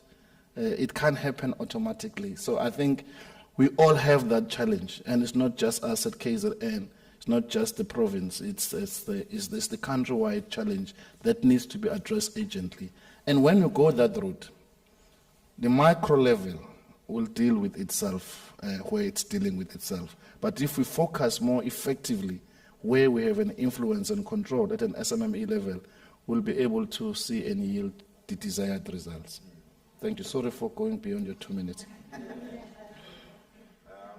Thank you very much. Let me take this opportunity to thank all the panelists for all the insightful messages and programs that are taking place within the KwaZulu-Natal province, and also to extend my warmest gratitude to the program director for allowing us a little bit more time, given that most of these issues are really at the heart of our community out there, and they are looking with wide open eyes for opportunities within our IDZs and also our industrial estates, as well as the municipality. Thank you very much. Thank you. Thank you.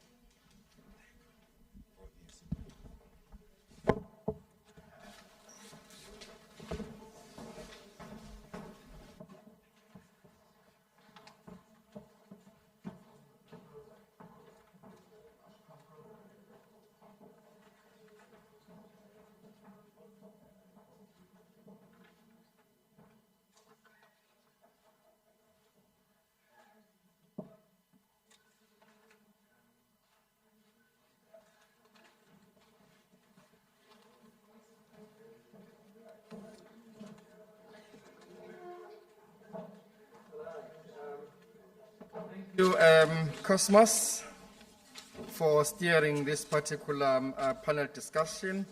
I think there was a lot of insightful opinions and also interventions that came through the discussion, and we will be following through in some of these, supporting the SMMEs, informal traders, and so on. Thank you so much to the CEOs that have done their presentations. Colleagues, as we are drawing towards the close of this session, it is in conversation with KwaZulu-Natal, rebuilding a resilient and sustainable economy in KwaZulu-Natal. I would then now request that Dr.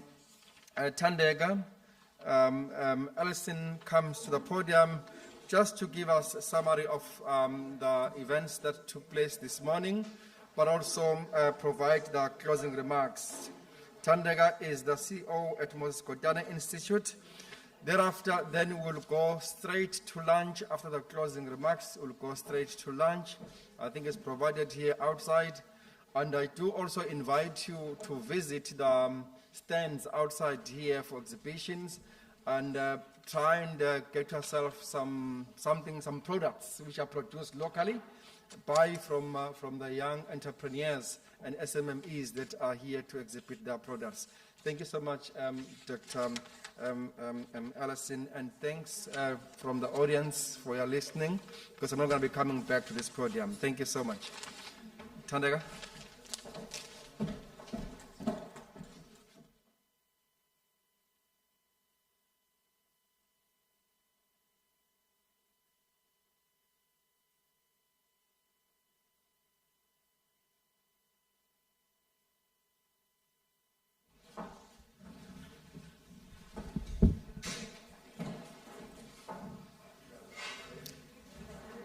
Greetings, ladies and gentlemen. Greetings to the Honorable MEC in his absentia, MEC Ravi Pillay, the Chairperson of Trade and Investment, Ms. Ina Cronje, fellow CEOs, especially CEO of TIKZN, Mr. Maki, as well as the CEO of DTP, Mr. Erskine, and CEO of Richards Bay IDZ, Mr. Zulu. The CEOs and captains of the industry, senior government leaders, as well as distinguished guests. Well, our objective today was to recover and rebuild under the theme Building the Resilience and Sustainable Economy in KwaZulu-Natal. But mine is to summarize recommendations from this forum so that we can take these and we can make them form part of the economic recovery plan of KZN and propose interventions and make sure that all of these discussions are communicated to entities of ETIA and that we track them over a period of time to ensure that they are implemented. Just as we master the navigation of COVID-19 conditions, we get affected by the unrest, and this takes us back to the worst position than we were before we started COVID. Because COVID was bad, even though it was bad, but unrest left us with so many rands of infrastructure destroyed. And the people are left unemployed. We are set back in terms of our efforts to eradicate poverty, and it's more like we are starting all over again. So today we managed to discuss and tackle so much in time that we've been given here, and convening here today was one of the first steps towards plotting a way forward in rebuilding the economy of KwaZulu-Natal and regaining investor confidence. And this is just the beginning of hard work that is ahead of us. Mr. Kuseni indicated that we still need to instill confidence in our people. We need to gain confidence in our markets and confidence in our investors, and also look at opportunities for more jobs and to create new jobs. And I think this is what exactly we were trying to do here today. We need to invest in our skills, as he said, Mr. Kuseni. He said we need to invest in our skills as well as health in the country, which is very important. And we are now starting to shape our programs towards this, towards rebuilding the resilient and sustainable economy in KwaZulu-Natal. And the CEO of TIKZN focused our thinking and shaped our thinking in making sure that our programs and our plans are prioritizing the sectors that were affected the most.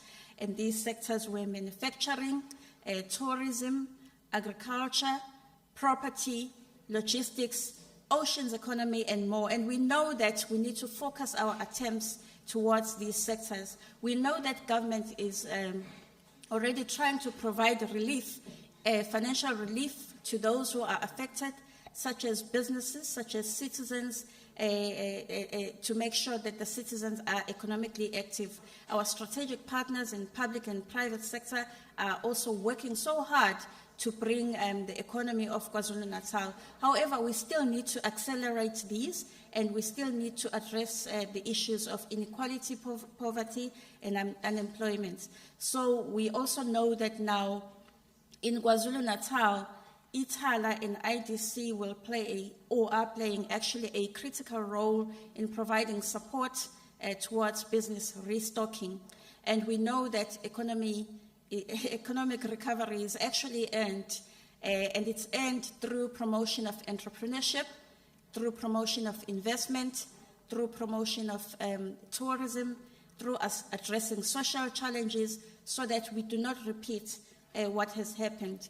So the take-homes from our speakers from the private sector, which may form part of the recommendations and which need to be communicated to our entities, especially entities of ETIA, include the fact that we need to localize our products, our manufacturing, and this will definitely inject a lot in terms of our economic activities, in terms of the manufacturing sector, and will improve our efforts in terms of job creation.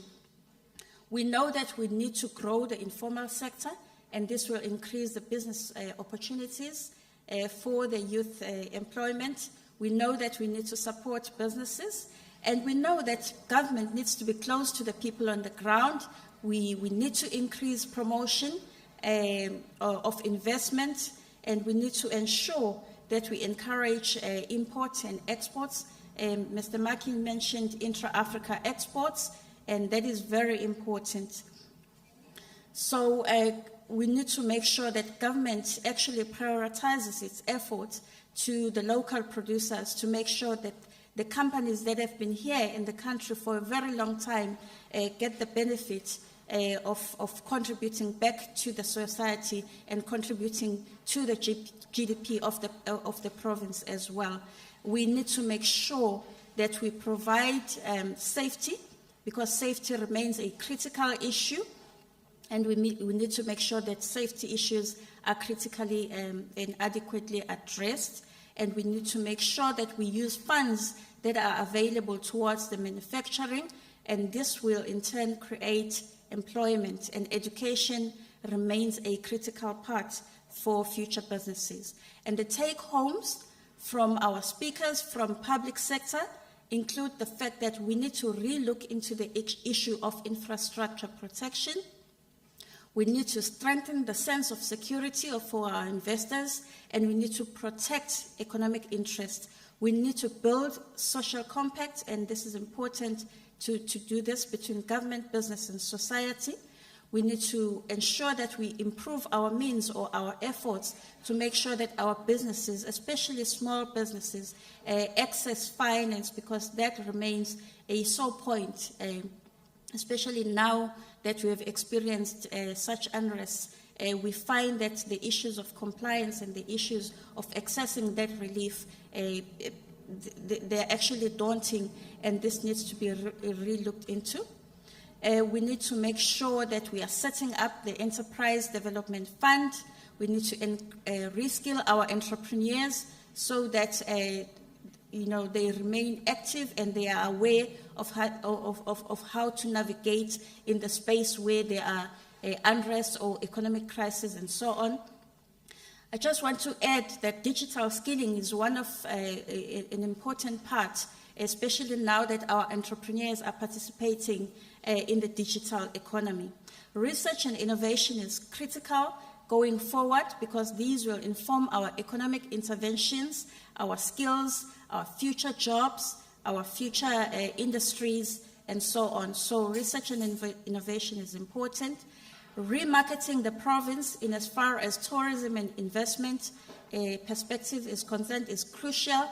We have our SEZs in the province, and it's important that we ensure that they remain protected so that our investors can have the confidence in what we have to offer to the world out there.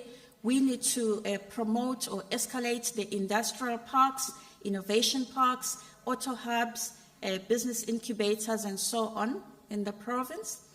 And we need to make sure that our SMME development is not neglected, because it seems to be, as Mr. Zulu would say, it seems to be the only route that we need to go in order to ensure that our province sees the light in terms of the economic recovery. And he indicated that we need to invest both intellectually as well as financially. So the province has passed the digital transformation strategy, which I believe can unlock some of the economic opportunities in the province, and that includes the connectivity. We need to connect our people and we need to digitally skill our people. So as a province, we would like to sympathize with the businesses and citizens that were affected by both COVID and unrest, and we are all feeling the pain as government, business, labor, and civil society. So with that, I would like to end with a quote by Jean Giraudoux, who says, "Those who cry recover more quickly than those who smile." We were crying as a province. However, gatherings such as these are driving us back to recovery quicker. And with that, I would like to thank all the participants and all the attendees that were here physically as well as virtually.